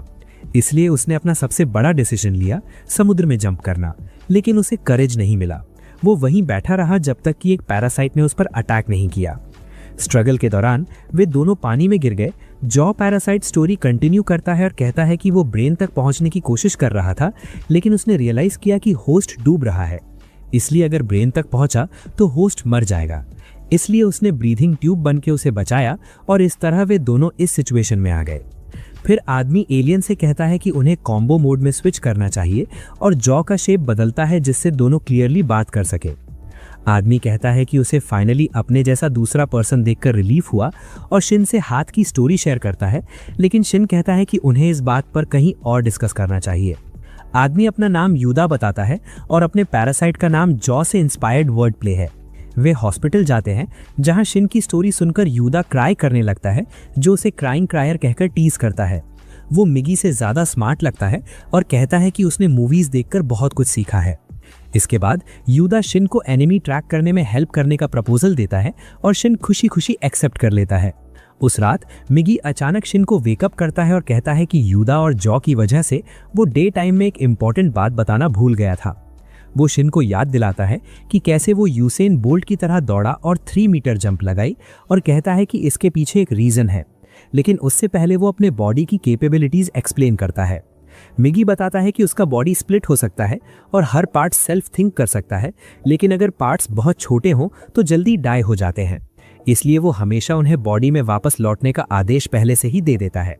वो इसे एक डेमोन्स्ट्रेशन के माध्यम से दिखाता है और शिन थोड़ा डर जाता है। फिर मैगी कहता है कि शिन के शरीर में सबसे छोटे हिस्से भी जीवित रह सकते हैं और अचानक शिन को इसका मतलब समझ में आ जाता है। मिगी कंफर्म करता है और कहता है कि उसने वही छोटे हिस्से इस्तेमाल करके शिन के दिल की रिपेयर की थी और अब वे उसके ब्लड स्ट्रीम का हिस्सा बन गए हैं। इसका मतलब अब शिन के शरीर का लगभग 30% हिस्सा एलियन सेल से बना है। शिन पूछता है कि क्या ये हिस्से उसके दिमाग तक भी पहुंच गए हैं, लेकिन मिगी कहता है कि वो निश्चित नहीं कह सकता। फिर मिगी पूछता है कि क्या शिन ने कोई अनयूजुअल फीलिंग महसूस की। शिन पहले तो साइलेंट रहता है, लेकिन फिर उसे याद आता है कि हॉस्पिटल में इमोशंस के बावजूद वो रो नहीं पाया था। उसे लगता है कि शायद अब वो धीरे धीरे कम ह्यूमन होता जा रहा है। अगले दिन माँ की सीक्रेटली उसके पास आती है और शिन पूछता है कि क्या वो उसे नॉर्मल ह्यूमन जैसा लगता है।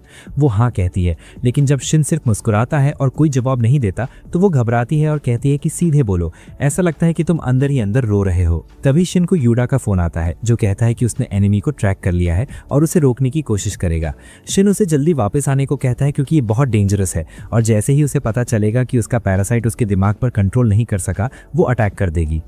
यूडा भागने की कोशिश करता है, लेकिन उसे फिट होने के लिए 2 महीने जिम में बिताने होंगे। नाबू को धीरे धीरे उसका पीछा कर रही है। इसी बीच शिन भी उसी दिशा में दौड़ता है, लेकिन मिगी अचानक रास्ते में सो जाता है। हालांकि वो जल्दी वेपन में ट्रांसफॉर्म होता है और शिन से कहता है कि बाकी का काम अब उसी पर डिपेंड है। इसी दौरान यूडा एक रॉक पर फंस जाता है और नाबू को वहां पहुंचती है। वो देखती है कि एक और होस्ट है जिसका ब्रेन अभी भी सेफ है, इसीलिए वो उसे मारने का फैसला करती है। वो अपनी शेप बदल लेती है जो को प्रभावित करता है, क्योंकि वो भी ऐसा ही करना चाहता था। लड़ाई शुरू होती है, लेकिन यूडा का फेस ऑकवर्डली चिपका होने के कारण जो केवल डिफेंसिव रह पाता है। उन्हें जल्दी पीछे धकेल दिया जाता है और फिर नाबू को उसके दिल पर स्ट्राइक करती है और उसे नीचे गिरा देती है। वो कहती है कि अब उसकी सर्टेन डेथ इनएविटेबल है, चाहे वो हाइब्रिड ही क्यों ना हो। यूडा और जो अनकॉन्शियस हो जाते हैं और नाबू को चली जाती है, लेकिन तभी वो एक वीक सिग्नल डिटेक्ट करती है जिससे उसे लगता है कि और भी एक पैरासाइट मौजूद है। शिन को जिंदा देखकर वो शॉक्ड होती है और कहती है कि उसे उसका सिर काट देना चाहिए था। शिन गुस्से में आता है और कहता है कि उसकी माँ की वॉइस में मुझे जान से मारने की थ्रेट मत दो। वो लड़ने का फैसला करता है, लेकिन जैसे ही नाबुको शेप बदलती है वो उसका फेस नहीं देख पाता। नाबुको अचानक अटैक करती है, लेकिन अब शिन उसकी मूव्स क्लियरली देख सकता है। वो डॉज करता है और उसके पीछे जंप कर जाता है। नाबुको को डिसबिलीव होता है कि शिन इतनी फास्ट मूव कर सकता है। शिन उसके अटैक्स ब्लॉक करता है और चट्टान के एज तक पहुंच जाता है, जहां वो घायल यूडा को देखता है। शिन सोचता है कि अकेला व्यक्ति जो मुझे समझ सकता था वो अब डेड है, और वो फ्यूरियस हो जाता है। वो आगे बढ़ता है और अपनी तेज मूव से नाबुको को हर्ट कर देता है। शिन उसके सिर पर एम करता है और टेंटिकल्स काट देता है, लेकिन जब वो उसे खत्म करने की कोशिश करता है, नाबुको खुद को प्रोटेक्ट करने के लिए अपने हार्ट का इस्तेमाल करती है। शिन को अपने बर्न्ड मार्क दिखता है और उसकी माँ की मेमोरीज उसके माइंड में फ्लैश हो जाती हैं। वो रुक जाता है। नाबुको इसी अपॉर्चुनिटी का फायदा उठाती है और अटैक करती है, जिससे शिन इंजर्ड हो जाता है। शिन स्ट्रगल करता है क्योंकि जैसे ही नाबुको रिकवर करती है और खड़ी होती है, अचानक उसका सिर कटकर टुकड़े हो जाता है और शरीर समुद्र में गिर जाता है। ये यूडा और जो ने किया था और वे खुद सेफ रहते हुए ऊपर चढ़ जाते हैं। यूडा शिन को बताता है कि वो महिला उसकी रियल मदर नहीं थी, लेकिन फिर भी उसे पर्सनली मारना नहीं चाहिए था।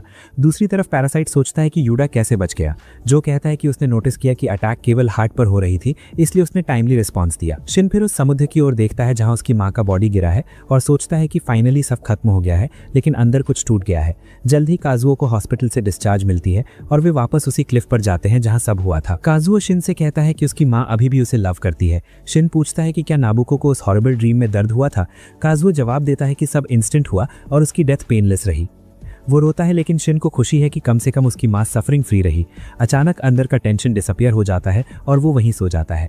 बाद में वो सिटी लौटता है और इस बार मुरानो और काना दोनों महसूस कर सकती है कि वो अब पूरी तरह ह्यूमन नहीं रहा। मुरानो दौड़कर उसके पास आती है और शॉक्ड होती है कि वो टॉल हो गया है और उसका अपीयरेंस भी बदल गया है, जैसे उसे सेकेंड यूथ मिल गई हो। दूसरी तरफ तामिया को एक नया कंपेनियन मिलता है जो एक टीनेज लड़के के बॉडी में एंटर करता है और वो उसे शिन पर नजर रखने को कहती है, लेकिन किल करने के लिए नहीं। लड़का पूछता है कि वो उसकी इतनी केयर क्यों करती है और वो जवाब देती है कि वो डेंजरस है, लेकिन डेटा कलेक्ट करने और उनकी स्पीशीज समझने के लिए उसे अभी भी अलाइव रखना जरूरी है। इसी बीच काना ने शिन पर और भी ज्यादा फोकस करना शुरू कर दिया है, यहाँ तक कि उसकी फोटो अपने वॉलपेपर में भी यूज कर रही है। वो शिन के स्कूल में आते ही झगड़े की तरफ पड़ता है। अनजाने में ही शिन के पर्सनालिटी में भी सुन जिन वू जैसा बदलाव आ चुका है। अब वो पहले जैसा स्ट्रिक्ट नहीं रहा और मित्सुओ से जल्दी बात करने को कहता है क्योंकि उसके पास पूरा दिन नहीं है। गुंडा पूछता है कि क्या उसने काना के साथ कोई रिलेशन बनाया है और शिन जवाब देता है कि यात्रा के बाद से उसने उसे देखा तक नहीं है। मित्सुओ को उसकी बात पर विश्वास नहीं होता और वो तुरंत अटैक कर देता है, लेकिन शिन एफर्टलेसली बच निकलता है और उसे गिरा देता है। कहता है कि अब सर्कमस्टांसेस बदल चुके हैं, हार मान लो। मित्सुओ स्टबर्नली अटैक करता रहता है, लेकिन शिन अपनी हाइपर इंट्यूटिव एबिलिटी का इस्तेमाल करके उसे बिना चोट पहुंचाए ही हराता है। तभी मुरानो वहां आती है और शिन डिसाइड करता है कि अब वहां से निकलना ही बेहतर है, लेकिन मुरानो उसके चेंज्ड पर्सनालिटी को नोटिस कर लेती है। वो पूछती है कि क्या यात्रा के दौरान कुछ हुआ या वो अभी भी वही शिन है। शिन शांत होकर कहता है कि वो खुद से भी यही सवाल पूछ रहा है। फिर वे मार्केट में घूमने निकलते हैं और काना भी वहीं होती है। वो एंटिसिपेट करती है कि शिन सीढ़ियों से उसके बगल में आएगा और गैस बिल्कुल सही होता है। वो उससे मिलने के लिए एक्साइटेड होती है, लेकिन मुरानो को देखकर जल्द ही डिसअपॉइंटेड हो जाती है। शिन घर लौटता है और देखता है कि उसके पिता की कंडीशन अभी भी वैसी ही है। शराब की लत ने उनकी हालत बिगाड़ दी है, इसलिए शिन कहता है कि उनके लिए एक मेड हायर करनी चाहिए, लेकिन काजू उसकी स्ट्रिक्ट बात पर विश्वास नहीं कर पाता और कहता है कि वो जो चाहे करे। अगले दिन शिन मुरानो के साथ स्कूल जाते हुए अपनी extraordinary hearing ability test करता है। वो दूर से किसी की मदद की आवाज सुनता है और तुरंत वहां पहुंचता है। सड़क पर वो एक इंजर्ड पपी पाता है। मिगी कहता है कि पपी इतना गंभीर रूप से घायल है कि बच नहीं पाएगा। शिन उसे उठाकर बगीचे में ले जाता है ताकि उसके अंतिम पल थोड़े आरामदायक हों। मुरानो भी वहां आती है और कहती है कि उसने सोचा था कि शिन बदल गया है, लेकिन पपी को बचाने से पता चलता है कि वो अभी भी काइंड हार्टेड है। लेकिन जल्द ही शिन उसकी एक्सपेक्टेशंस तोड़ देता है। जैसे ही पपी मर जाता है, वो उसे कामली ट्रैश में फेंक देता है। मुरानो डर जाती है, ये समझ नहीं पाते हुए कि शिन ऐसा कैसे कर सकता है। शिन शांत होकर कहता है, अब वो पपी नहीं रहा, बस मांस का डेड लंप है। मुरानो फ्रस्ट्रेटेड होकर रोते हुए चली जाती है और कहती है कि शिन फाइनली बदल गया है। शिन कंफ्यूज रहता है कि उसने क्या रॉन्ग किया। ये टिपिकल बॉयज बिहेवियर की तरह है, इसलिए वो अपने बेस्ट फ्रेंड मिगी से सलाह लेने जाता है। मिगी लॉजिकली बताता है कि शिन ने टेक्निकली कोई गलत बात नहीं की, फिर भी ये उसका पुराना सेल्फ नहीं है, क्योंकि ओल्ड शिन कभी किसी पपी को मीट चंक नहीं कहता। शिन को अपनी गलती का एहसास होता है। वो मिगी को धन्यवाद देता है और पपी को प्रॉपर तरीके से बरी करता है। हालांकि अब भी उसे लगता है कि डेड बॉडी पेड़ को न्यूट्रिएंट्स कैसे प्रोवाइड करेगी। बाद में वो मुरानो की क्लास के बाहर वेट करता है, लेकिन जैसे ही उसे देखता है वो भाग जाती है। इसलिए शिन उसे कुछ समय के लिए अकेला छोड़ देता है। मिगी उसे वार्न करता है कि आसपास एक और एलियन है। शिन अलर्ट हो जाता है, लेकिन मिगी कहता है कि ये एनिमी नहीं है बल्कि तामिया टाइप का है, शायद वो कोऑपरेट करे और मिलना चाहे। थोड़ी देर में एलियन अराइव करता है और शिन उससे कन्फ्रंट करता है। तभी स्कूल का बुली आता है और एलियन को इंटरप्ट करने के लिए पंच मार देता है। फिर बुली अपना इंट्रोडक्शन हिडेयो के रूप में देता है और कहता है कि वो शिन और मिगी का फ्रेंड बनना चाहता है। शिन थोड़ा सरप्राइज होता है। हिडेयो आगे कहता है कि आज उनकी जिम क्लास साथ है और वो शिन की एबिलिटीज चेक करना चाहता है। क्लास में वे दौड़ लगाते हैं। शिन अपनी स्पीड कंट्रोल करता है ताकि नॉर्मल लगे, लेकिन हिडेयो अपनी टैलेंट हाइड नहीं करता और लगभग नेशनल रिकॉर्ड तोड़ देता है। क्लास के बाद हिडेयो प्राइवेटली शिन से कहता है कि खेल बहुत कूल थे, लेकिन शिन को इससे कोई इंटरेस्ट नहीं है और वो पूछता है कि क्या तामिया ने उसे मारने के लिए भेजा था। हिडेयो बताता है कि उसका नाम चेंज हो गया है और उसने ही भेजा था, लेकिन शिन को हार्म करने के लिए नहीं। वो कहता है कि वो किसी को हर्ट नहीं करना चाहता और ये भी बताता है कि महीनों से उसने किसी ह्यूमन को हर्ट नहीं किया, क्योंकि उसने ऑल्टरनेट टाइप का मीट खाना सीख लिया है जो सभी के लिए सेफ है। शिन को विश्वास करना मुश्किल लगता है, लेकिन हिडेयो जोर देकर कहता है कि कुछ पैरासाइट्स ह्यूमंस के साथ पीसफुली कोएग्जिस्ट करना चाहते हैं। मिगी उसकी बात पर हाफ बिलीव करता है, लेकिन फिर कहता है कि अब बातचीत खत्म होनी चाहिए क्योंकि उसे नींद आ रही है और वो नहीं चाहता कि हिडेयो को पता चले। शिन फिर मुरानो की क्लास में उससे दोबारा मिलता है, लेकिन पैरासाइट्स के बारे में सोचते सोचते वो एंग्री हो जाता है। जब मुरानो रिकंसिलिएशन के लिए अप्रोच करती है तो वो उसका एंग्री फेस देखकर क्वाइटली चली जाती है। शिन डिसअपॉइंटेड होता है। वहीं काना स्कूल के बाद शिन का इंतजार करती है, मानते हुए कि वो उसका क्लोज कंपेनियन है और उसके पास एक्स्ट्रा ऑर्डिनरी पावर है जिससे वो उसे डिटेक्ट कर सकती है। जैसे ही उसे शिन का प्रेजेंस फील होता है वो खुशी से ग्रीट करती है, लेकिन हिडेयो सडनली वहां निकलता है। काना कंफ्यूज हो जाती है क्योंकि वो श्योर थी कि ये शिन है। हिडेयो क्यूरियस होता है कि बिना देखे उसने कैसे अज्यूम किया कि शिन और वो सेम है, लेकिन काना जवाब देने से इनकार कर देती है। हिडेयो सच्चाई जानने के लिए उसे फोर्स करने लगता है और काना हेल्प के लिए स्क्रीम करती है। लकीली शिन वहां से गुजर रहा होता है और उसकी स्क्रीम सुनकर तुरंत पहुंचता है। काना उसके पास दौड़ती है और शिन हिडेयो से पूछता है कि वो क्या कर रहा है। वो जवाब देता है कि बस उस लड़की से बात करना चाहता था क्योंकि वो समझदार है, लेकिन शिन उसे जल्दी याद दिलाता है कि अगर उसके आसपास के लोगों को कुछ हुआ तो सबसे पहले हिडेयो को ही टारगेट करेगा। हिडेयो एक बार फिर कहता है कि उसका लड़ने का कोई इंटेंशन नहीं है और बस चला जाता है, ये नोटिस करते हुए कि शिन के राइट हैंड से एक सटल सिग्नल आ रहा है। इसके बाद काना शिन को थैंक्स देती है और तभी मुरानो वहां से गुजरती है। काना डर के मारे जोर से शिन से कहती है कि उसे स्टेशन तक ड्रॉप करे। शिन मान जाता है, लेकिन जब वो पीछे मुड़ता है तो मुरानो को भागते हुए देखता है और अपनी गलती का रियलाइजेशन बहुत देर से होता है। अब उसके पास कोई चॉइस नहीं बचता, बस काना को स्टेशन तक छोड़ना। स्टेशन तक जाते समय काना कहती है कि वो उसे फील कर सकती है, लेकिन मानती है कि आज उसका रडार सही काम नहीं कर रहा था। शिन उसे बताता है कि ये अच्छा संकेत नहीं है क्योंकि वो एक डेंजरस वेवलेंथ फील कर रही थी और उसे उससे दूर रहने की एडवाइस देता है। इसके बाद शिन घर लौटता है और देखता है कि काजू अभी भी नशे में धुत है। काजू पूछता है कि वो इतना ताकतवर कैसे हो गया और कहता है कि शिन लोहे के जैसा लग रहा है, जिससे उसे खुद भी कल्पना से ज्यादा इमोशनल चोट पहुंचती है। अगले दिन काना शिन के एडवाइस इग्नोर करते हुए पीछे मुड़ती है, सोचकर कि वो आसपास है, लेकिन वहां उसे हिडेयो मिल जाता है और वो भागने की कोशिश करती है। तभी मित्सुओ भी पहुंच जाता है और अपनी गर्लफ्रेंड का पीछा करने के लिए हिडेयो से लड़ने लगता है। काना बार बार वार्न करती रहती है कि लड़ाई ना करे, लेकिन वो हिडेयो के साथ सुनसान जगह पर चला जाता है और वहां उसकी प्रॉपर बीटिंग होती है। हिडेयो से चेतावनी देता है कि नेक्स्ट टाइम पीछे ना आए, वरना अगली बार वो उसे निश्चित रूप से मार डालेगा। हालांकि उसे पता नहीं होता कि शिन की फ्रेंड ताकई भी सीक्रेटली उसका पीछा कर रही थी क्योंकि उसे शिन पर नया क्रश हो गया है। दूसरी ओर शिन स्कूल जाता है और नोटिस बोर्ड घूरता है जहां पहली बार मुरानो से मिला था, लेकिन वो उसे एक बार फिर इग्नोर कर देती है। हिडेयो भी पास में है और उसे मिगी से सटल सिग्नल मिलता है, जिससे उसे शक होता है। वो मिगी की रिएक्शन जानने के लिए अटैक करना चाहता है, लेकिन कुछ नहीं होता और वो सोचता है कि मिगी में कुछ फिशी है या बस वो नाइव है। उस दिन जब शिन घर लौटता है तो वो अपने पिता को एक गवर्नमेंट ऑफिसर से मिलते हुए पाता है। वो ऑफिसर उसकी मॉन्स्टर वाली कहानी पर विश्वास करता है, लेकिन कहता है कि इसे पब्लिक नहीं किया जा सकता क्योंकि इससे पैनिक फैल जाएगा। वो कहता है कि ये प्रॉब्लम ग्लोबल है और काजू को एडवाइस देता है कि वो पैरासाइट्स को ह्यूमंस के बीच हिडन वाइल्ड मॉन्स्टर्स के रूप में समझे।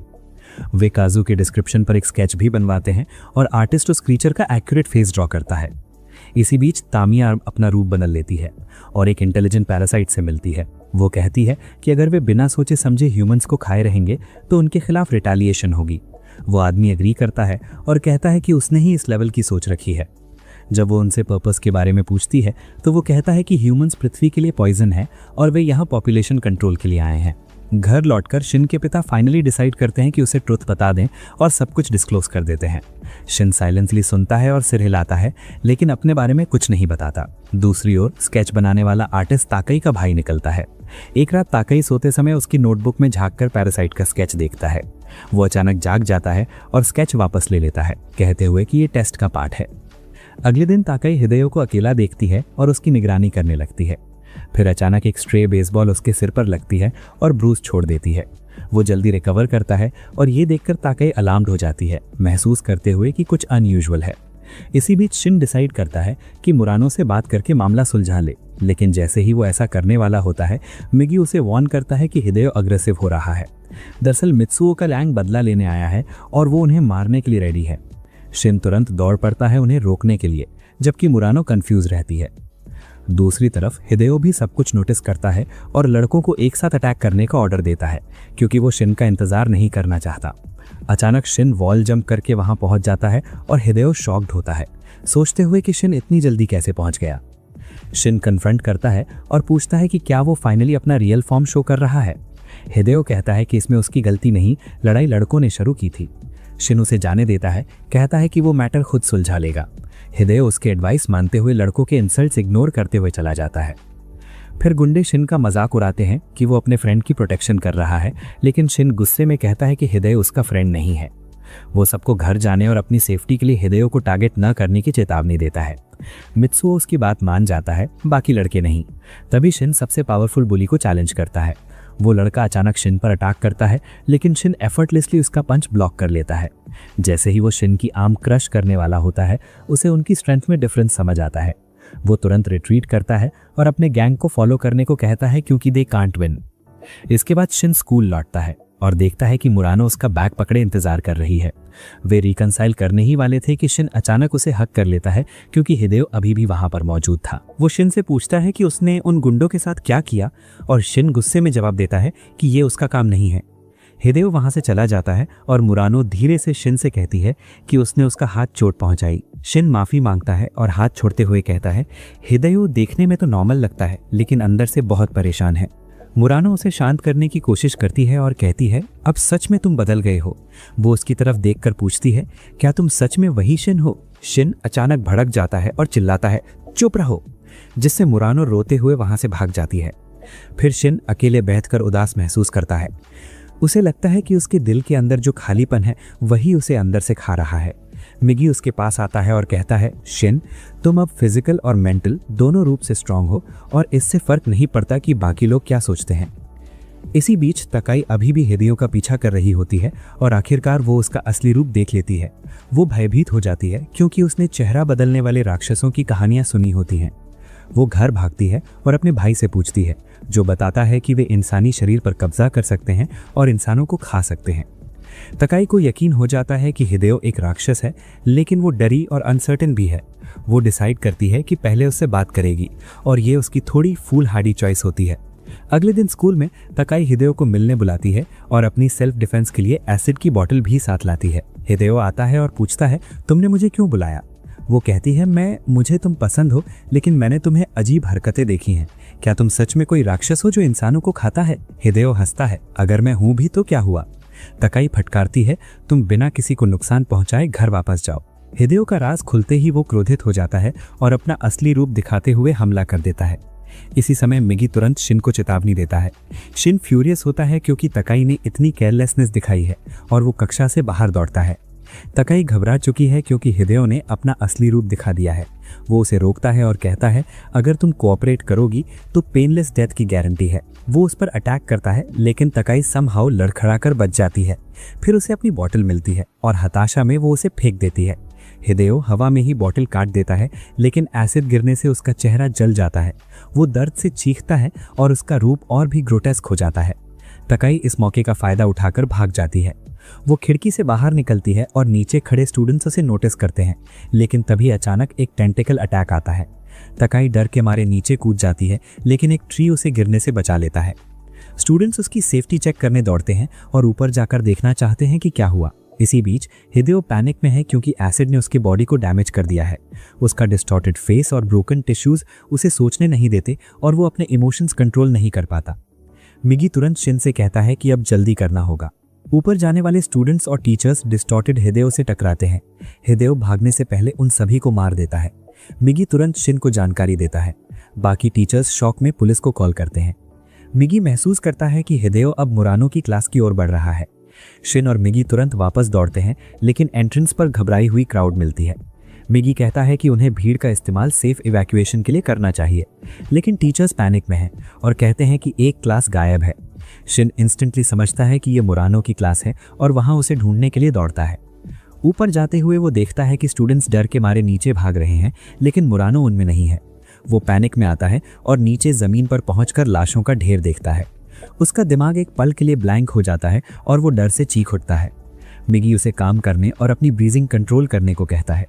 शिन सोचता है कि अब वो कितना बदल चुका है। वो तुरंत फोकस करता है और हिदेओ को खुद मारकर मुरानो को बचाने की कसम खाता है। वो आगे बढ़ता है और मुरानो जैसी दिखने वाली एक सिलुएट देखता है, लेकिन फॉर्चुनेटली ये कोई और ही होती है। वो अपनी एनहांस्ड हियरिंग का इस्तेमाल करके 3 लोगों का लोकेशन पता करता है और जब पहुंचता है तो उनमें मुरानो भी होती है। जैसे ही वो उसे देखती है, वो उसे टाइट हक करती है। शिन कहता है, हमें जल्दी निकलना होगा। बाकी स्टूडेंट्स पैनिक में हैं क्योंकि नरसंहार उसी डायरेक्शन में हुआ था। उन्हें डर है कि शिन भी उन राक्षसों में से एक हो सकता है, इसलिए वो विपरीत दिशा में भागते हैं और जल्द ही मारे जाते हैं। हिदेओ पास है, लेकिन शिन मुरानो को पकड़कर खाली क्लास में ले जाता है। फिर खिड़की से कूदता है, स्कूल की फेंस पार करता है और उन्हें सेफ स्पॉट पर पहुंचाता है। मुरानो अभी भी डरी हुई और ट्रेम्बलिंग है, तो शिन धीरे से उसे रीअश्योर करता है। वो इमरजेंसी सर्विसेज को इन्फॉर्म करने के बाद वापस स्कूल की ओर चलता है। अब तक पुलिस ने पूरे एरिया को कॉर्डन कर दिया है, तो इसलिए अंदर जाना आसान नहीं है। लेकिन मिगी पूछता है, क्या वो अभी भी फाइट करना चाहता है? शिन फर्मली कहता है, यस, इसे खत्म करना हमारी रिस्पॉन्सिबिलिटी है। मिगी को यकीन था कि पुलिस आखिरकार हिदेओ को पकड़ लेगी, लेकिन शिन ने देखा कि हिदेओ कई पुलिस ऑफिसर्स को मारकर घायल अवस्था में छत की ओर भाग जाता है। शिन डिसाइड करता है कि हिदेओ को हराने का सिर्फ एक तरीका है, उसे स्नाइपर की तरह निशाना बनाना। इसलिए वो पकड़े जाने से बचते हुए 300 मीटर दूर चला जाता है। वो पेशेंस के साथ इंतजार करता है कि हिदेओ छत पर आए, फिर अपनी ताकत और मिग्गी के एम्बॉट की मदद से एक पत्थर को लिटरली बुलेट की तरह दाग देता है। पत्थर सीधे हिदेओ के दिल में लग जाता है और कुछ ही देर बाद पुलिस को उसका शव मिलता है। बाद में न्यूज में बताया गया कि हिदेओ शराब का एडिक्टेड था और उसने एक वायलेंट अटैक किया जिसमें कई स्टूडेंट्स मारे गए। सरकार ने डिसाइड किया कि सच को दबाना ही बेहतर है। मिगी कहता है कि ये स्मार्ट मूव था, क्योंकि ट्रेडिशनल तरीके से इंसानों में पैरासाइट्स का पता लगाना ऑलमोस्ट इम्पॉसिबल है। शिन कहता है कि अब उन्हें ह्यूमंस की हेल्प करनी होगी, लेकिन मिगी इनकार करता है और याद दिलाता है कि उसकी पहली प्रायोरिटी अपनी सेफ्टी और अपनी आइडेंटिटी को हाइड रखना है। उसी समय गवर्नमेंट ऑफिशियल सीक्रेट मीटिंग में आगे की स्ट्रैटेजी डिस्कस कर रहे हैं। कुछ आर्ग्यू करते हैं कि उन्हें पब्लिक के सामने पैरासाइट्स के एग्जिस्टेंस की अनाउंसमेंट करनी चाहिए। एक साइंटिस्ट सजेस्ट करता है कि पैरासाइट सेल्स केवल कांस्टेंट ब्लड सप्लाई में सर्वाइव कर सकती हैं, स्पेशली अगर बॉडी पार्ट स्मॉल हो। वो कहता है कि बाल निकालकर टेस्ट करना सबसे आसान है। अगर पैरासाइट है तो बाल स्ट्रगल करेंगे और डाई हो जाएंगे, लेकिन ह्यूमन हेयर बिल्कुल रिएक्ट नहीं करेगा। सभी अग्री करते हैं कि ये ब्रिलियंट आइडिया है और साइंटिस्ट को नोबेल प्राइज के लिए नॉमिनेट भी कर दिया जाता है। इस बीच सारी केओस के बाद शिन और मुरानो एक दूसरे के करीब आ जाते हैं, लेकिन शिन उसे कभी अपनी पूरी ट्रूथ नहीं बताता। वो कहता है कि तीसरी फ्लोर से जंप करके फेंस पार करना सिर्फ एड्रेनलिन का इफेक्ट था और मुरानो उस पर ट्रस्ट कर लेती है। तभी उनके सामने 2 बच्चे खेल रहे होते हैं, बाल खींचकर ग्रीट कर रहे हैं, जो अब ये न्यू आइडेंटिटी चेकिंग मेथड बन चुका है। हालांकि ये डेंजरस साबित हो सकता है, क्योंकि आइसोलेटेड प्लेसेस में पाए जाने वाले पैरासाइट्स उन अनलकी लोगों को मार कर खा जाते हैं जो उनके सीक्रेट को जान जाते हैं। दूसरी ओर काना ड्रीम में देखती है कि वो एक प्रिंसेस है फूलों के गार्डन में, और अचानक मॉन्स्टर्स उस पर अटैक करते हैं। लकीली शिन वहां प्रिंस की तरह आता है और मॉन्स्टर्स को मारकर उसे बचाता है। लेकिन जैसे ही वे लगभग एक दूसरे को किस करने वाले होते हैं, काना घबराकर जाग जाती है। अब वो डेलिल्यू की लास्ट बॉस बन चुकी है और समझ जाती है कि ड्रीम का कोई इंपॉर्टेंट मीनिंग है। बाद में वो हिदेओ से जुड़ी स्कूल की इंसिडेंट की न्यूज़ पढ़ती है और शिन की वार्निंग याद करती है, जिससे उसे डाउट होता है कि कहीं शिन खुद इन्वॉल्व तो नहीं। अचानक उसे शिन के पास जाने का एहसास होता है और वो सीक्रेटली उसके पास जाती है। वो उसके बाल खींचने की कोशिश करती है, लेकिन शिन उसे रोक देता है। शिन इसे रूड मानते हुए अंत में अनुमति दे देता है। बाल कोई रिएक्शन नहीं दिखाते, लेकिन काना इसे अपनी लकी चार्म मानकर रख लेती है। फिर वो शिन से पूछती है कि क्या वो हिदेओ के बारे में कुछ जानता है, लेकिन शिन डिनाई कर देता है। शिन सोचता है कि क्या वो काना पर सच के साथ ट्रस्ट कर सकता है, क्योंकि वो स्पेशल लगती है, लेकिन वो जानता है कि मिग्गी जाग गया है और इसे अप्रूव नहीं करेगा। इसलिए शिन कहता है कि जब भी उसे उसकी प्रेजेंस फील हो वो उससे दूर रहे, क्योंकि कोई मॉन्स्टर सामने हो सकता है। लेकिन काना इसे इग्नोर कर देती है और कहती है कि बस बाल तोड़कर देखेगी। इससे शिन इतना गुस्सा हो जाता है कि उसे वॉल से धक्का देता है और चिल्लाता है, ऐसा मत करो। बाद में वो काम होता है और एक्सप्लेन करता है कि ये डेंजरस है। काना अंदर ही अंदर खुश होती है कि शिन उसके लिए कंसर्न्ड है। तभी मिग्गी कहता है कि उन्हें बात करनी है और शिन भाग जाता है, अनअवेयर कि मुरानो दूर से सब देख रही है। मिग्गी शिन को वार्न करता है कि अब काना से और इंटरैक्ट मत करना। तभी काना मुरानो को देख लेती है और वे डिस्कस करने का डिसाइड करती है। मुरानो पूछती है कि क्या काना को लगता है कि शिन रिसेंटली बहुत चेंज हो गया है। काना कहती है कि वो हमेशा से ही इतना एग्रेसिव रहा है। काना जानती है कि मुरानो शिन को पसंद करती है, लेकिन उसके वरिड फेस से पता चलता है कि कुछ ठीक नहीं है। इससे काना को होप मिलता है कि अभी भी उसके लिए चांस है। शहर के दूसरे हिस्से में एक बल्कि आदमी जो सिर्फ अंडरवेयर और वेस्ट में है, याकुजा ऑफिस में घुसता है। वो गार्ड से पूछता है अंदर कितने लोग हैं। जब गार्ड उसे रोकता है तो वो अपने फेस पर टेरिफाइंग स्माइल लिए मना कर देता है। गुंडा उसे सबक सिखाने अटैक करता है, लेकिन वो आदमी उसका सिर वॉल पर पटक देता है और अंदर घुसकर सभी का मैसेकर कर देता है। वो बुलेट से बचता है, बिना सिर्फ अपने बेयर हैंड से लोगों को टीयर करता है। अचानक एक आदमी स्वॉर्ड से उसे हर्ट करने में कामयाब हो जाता है, लेकिन वो अपनी मसल स्ट्रेंथ से स्वॉर्ड तोड़ देता है और उसे किसी के हेड में फेंक देता है। वो काउंटिंग करता है और आगे बढ़ते हुए बाकी गूंस को मारता है। हर बार जब उसे बुलेट लगती है वो इसे नोट करता है। अंत में उसे सिर्फ 3 बार बुलेट लगती है और वो सोचता है कि ये काफी गुड रिजल्ट है। बाकी गूंस डर जाते हैं, लेकिन पूछते हैं कि वो क्या कर रहा है। वो कामली बताता है कि ये उसका एक्सपेरिमेंट है, देखने के लिए कि वो वेपनाइज्ड गैंग को मारने से पहले कितना स्ट्रांग है। बाहर लाशें देखकर लोग इमारत के चारों तरफ जमा होते हैं और पुलिस को बुलाते हैं। ब्लड सोक्ड आदमी बाहर निकलते देखकर वे पैनिक में आते हैं, लेकिन फुलिशली वे उसका पीछा करते हैं। वो एक कॉर्नर से गायब होता है, पीछे से किसी को पकड़कर उसका रूप लेता है, फिर वापस आ जाता है। वो कामली अपनी कार की ओर चलता है और उसका क्लेवर ड्राइवर उसके बॉस के पास ले जाता है, जो इस स्मॉल स्केल एक्सपेरिमेंट के रिजल्ट से बहुत खुश है। दूसरी ओर शिन और मुरानो अपनी पहली डेट पर जाते हैं, लेकिन जल्द ही माहौल ऑकवर्ड हो जाता है जब मुरानो शिन के बदले हुए रूप का जिक्र करती है और कहती है कि शायद ट्रिप के बाद वो पहले जैसा नहीं रहा। जैसे ही यात्रा का मेंशन होता है, शिन अचानक उठकर चला जाता है। बाद में वे आराम करने के लिए एक बेंच पर बैठते हैं और देखते हैं कि एक बच्चा रो रहा है क्योंकि वो अपनी माँ के साथ नहीं चल पा रहा। वो अपनी माँ को फूल कहता है और पहले से ही थकी हुई महिला गुस्से में आकर थप्पड़ मारने की कोशिश करती है। इससे शिन के मन में अपनी माँ की पेनफुल यादें ताज़ा हो जाती हैं और वो अपने दिल के दर्द के बारे में बड़बड़ाने लगता है। मुरानो उसकी चिंता करती है और जैसे ही वो उसका नाम पुकारती है, शिन अचानक काम हो जाता है। वे दोनों इसी सोच के साथ घर लौटते हैं और शिन सोचता है कि क्या मिगी की सेल्स के साथ फ्यूजन होने के कारण उसकी इमोशंस खत्म हो गई हैं। हालांकि वो पूरी तरह कॉन्फिडेंट है कि वो अब भी मुरानो को पसंद करता है और ये फीलिंग्स पूरी तरह उसकी अपनी है। घर लौटते समय काना अचानक शिन को फील करती है और दौड़कर उसके पास जाती है, जहां वो उसे मुरानो को चूमते हुए देखती है। ये देखकर उसका दिल टूट जाता है और वो साइलेंटली चली जाती है। दूसरी ओर मुरानो शिन को गुड बाय कहती है, लेकिन मन ही मन रोने लगती है क्योंकि उसे अभी भी यकीन नहीं है कि जो उसके साथ है वही असली शिन है या नहीं। उस रात काना रेस्टलेस हो जाती है और शिन को कॉल करती है, कहती है कि वो उससे बात करना चाहती है। अगले दिन शिन उससे मिलने जाता है, लेकिन स्टेशन पर मिगी को अचानक अपने जैसे 5 पैरासाइट्स दिखते हैं। शिन घबरा जाता है क्योंकि उनकी संख्या बहुत ज़्यादा है। मिगी कहता है कि उन्होंने भी उसे देख लिया है, लेकिन अभी वे अग्रेसिव नहीं हैं। जैसे ही वे करीब आते हैं, मिगी को टोटल 8 पैरासाइट्स दिखाई देते हैं, 6 स्टेज पर और 2 नीचे खड़े। शिन झांक कर देखता है और पाता है कि एक मेयरल कैंडिडेट अपने सपोर्टर्स के साथ एनवायरमेंटल पॉलिसीज का प्रचार कर रहा है। वो सोचने लगता है इनमें से कौन पैरासाइट हो सकता है। तभी अचानक उसकी नज़र उस मैसेकर करने वाले व्यक्ति से मिलती है और दोनों एक दूसरे को पैरासाइट समझ लेते हैं। शिन घबरा जाता है, लेकिन मिगी कॉन्फिडेंट है कि वो अटैक नहीं करेगा क्योंकि उसमें इंटरेस्ट नहीं है। शिन तुरंत भागने का फैसला करता है, लेकिन उसकी मुलाकात काना से हो जाती है। वो पूछती है कि वो यहाँ क्यों है और वो कहती है ये तो फूलिश क्वेश्चन है क्योंकि वो यहीं रहती है और उसी ने उसे बुलाया था। शिन को याद आता है, लेकिन अब वो उसके बारे में बहुत वरीद हो जाता है। बाद में शिन और मिगी घर लौटते हैं और पॉलिटिशियन हिराकावा के बारे में डिस्कस करते हैं। वे सोचता है कि क्या वो पैरासाइट है और ऐसे व्यक्ति को मेयर बनने का इंटरेस्ट क्यों होगा।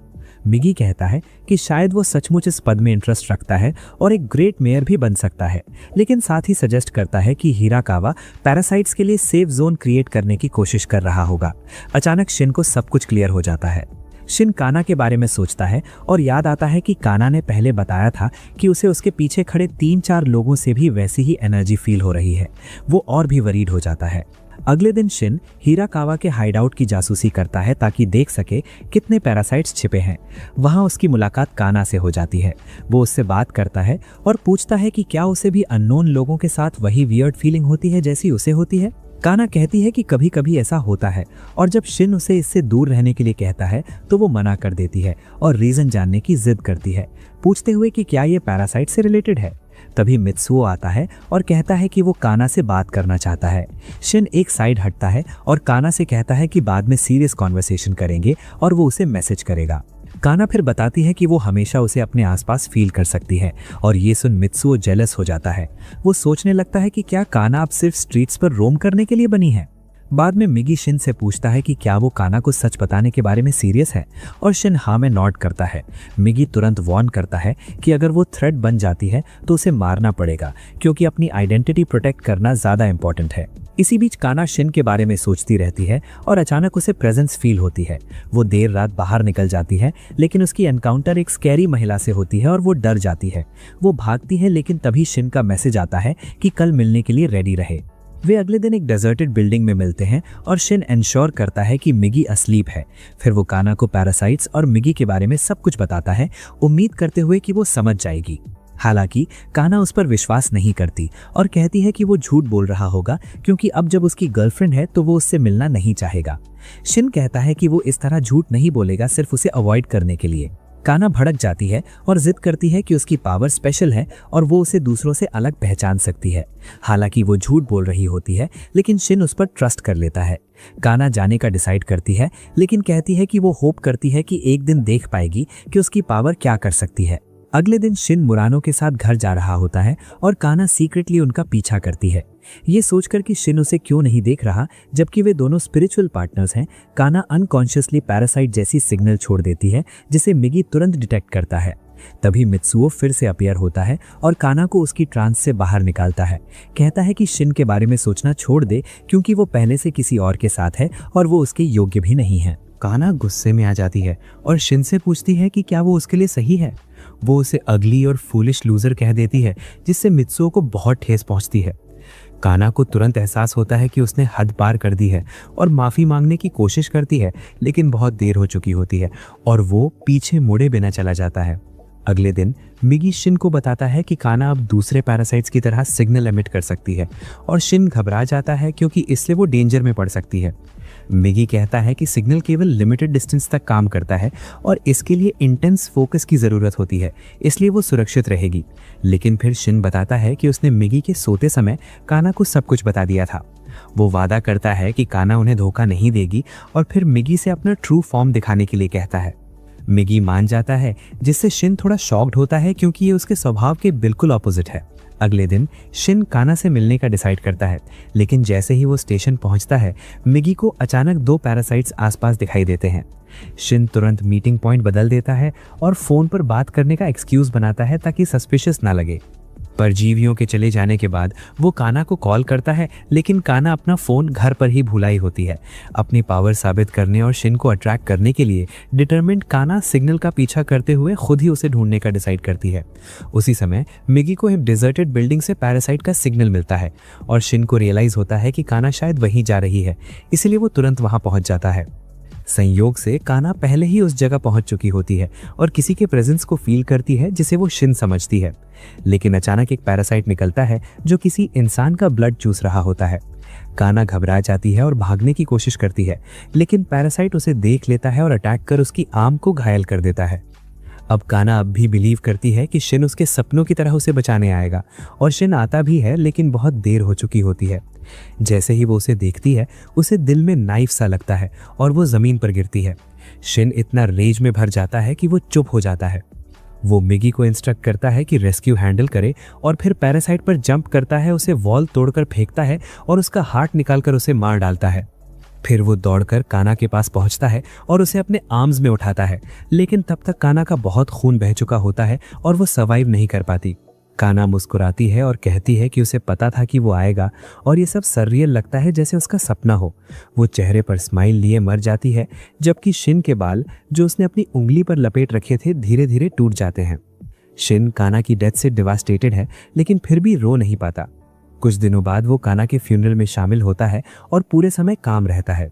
पुलिस भी वहां मौजूद होती है और शिन को हाथ हिलाकर ग्रीट करती है, क्योंकि उन्होंने पहले ही उससे पूछताछ कर ली थी।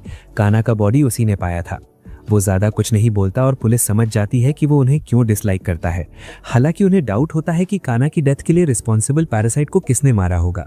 इसी बीच शिन घर लौटता है और खुद को काना की डेथ के लिए ब्लेम करता है, लेकिन मिगी समझाता है कि उसकी डेथ अनअवॉइडेबल थी।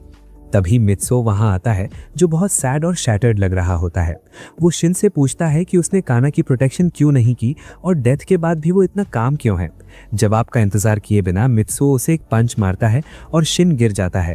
मित्सो उसे उठाकर बीट करता रहता है और चिल्लाता है कि काना की डेथ के लिए शिन ही रिस्पॉन्सिबल है। वो पूछता है कि शिन क्यों नहीं रो रहा और चिल्लाते हुए पूछता है कि क्या वो अब भी इंसान है। तभी शिन को रेज आता है और मित्सो को जोरदार पंच मारता है। वो चिल्लाता है कि उसे नहीं पता कि वो इंसान है या नहीं, और फिर पूछता है कि इंसान इतने वीक क्यों होते हैं। इससे पहले कि सिचुएशन और एस्केलेट हो, शिन खुद को मित्सुओ को दोबारा मारने से रोक लेता है और वहां से चला जाता है। चलते चलते वो सोचता रहता है कि वो रो क्यों नहीं पा रहा है और शायद मिगी ने सीक्रेटली उसके दिमाग पर कंट्रोल कर लिया है। वो एक पार्क में जाता है और पेड़ पर अपना सिर पटकने लगता है, लेकिन मिगी उसे रोक देता है। शिन देखता है कि उसका ब्लड अब भी लाल है, लेकिन अब उसे यकीन नहीं होता कि क्या ये प्रूफ है कि वो अब भी इंसान है। तो दोस्तों, इसी के साथ ये पार्ट यहीं खत्म होता है, लेकिन अगले एपिसोड में हम देखेंगे कि शिन आखिर आगे क्या करने वाला है। सच कहूँ तो शिन की मॉम की डेथ और उसके बाद काना की डेथ ने दिल को छू लिया। बहुत ही इमोशनल मोमेंट्स थे। अगर आप भी ये फील कर पाए हो तो अपने थॉट्स कमेंट्स में ज़रूर शेयर करो। लेकिन काना थी तो स्टूपिड गर्ल ही, कितनी बार मना किया था, सुना ही नहीं, और लव स्टोरी सपने में जी रही थी। तुम लोगों को डिप्रेस होने की ज़रूरत नहीं है। और हाँ, नेक्स्ट पार्ट मिस ना हो इसलिए चैनल को सब्सक्राइब करना ना भूलो।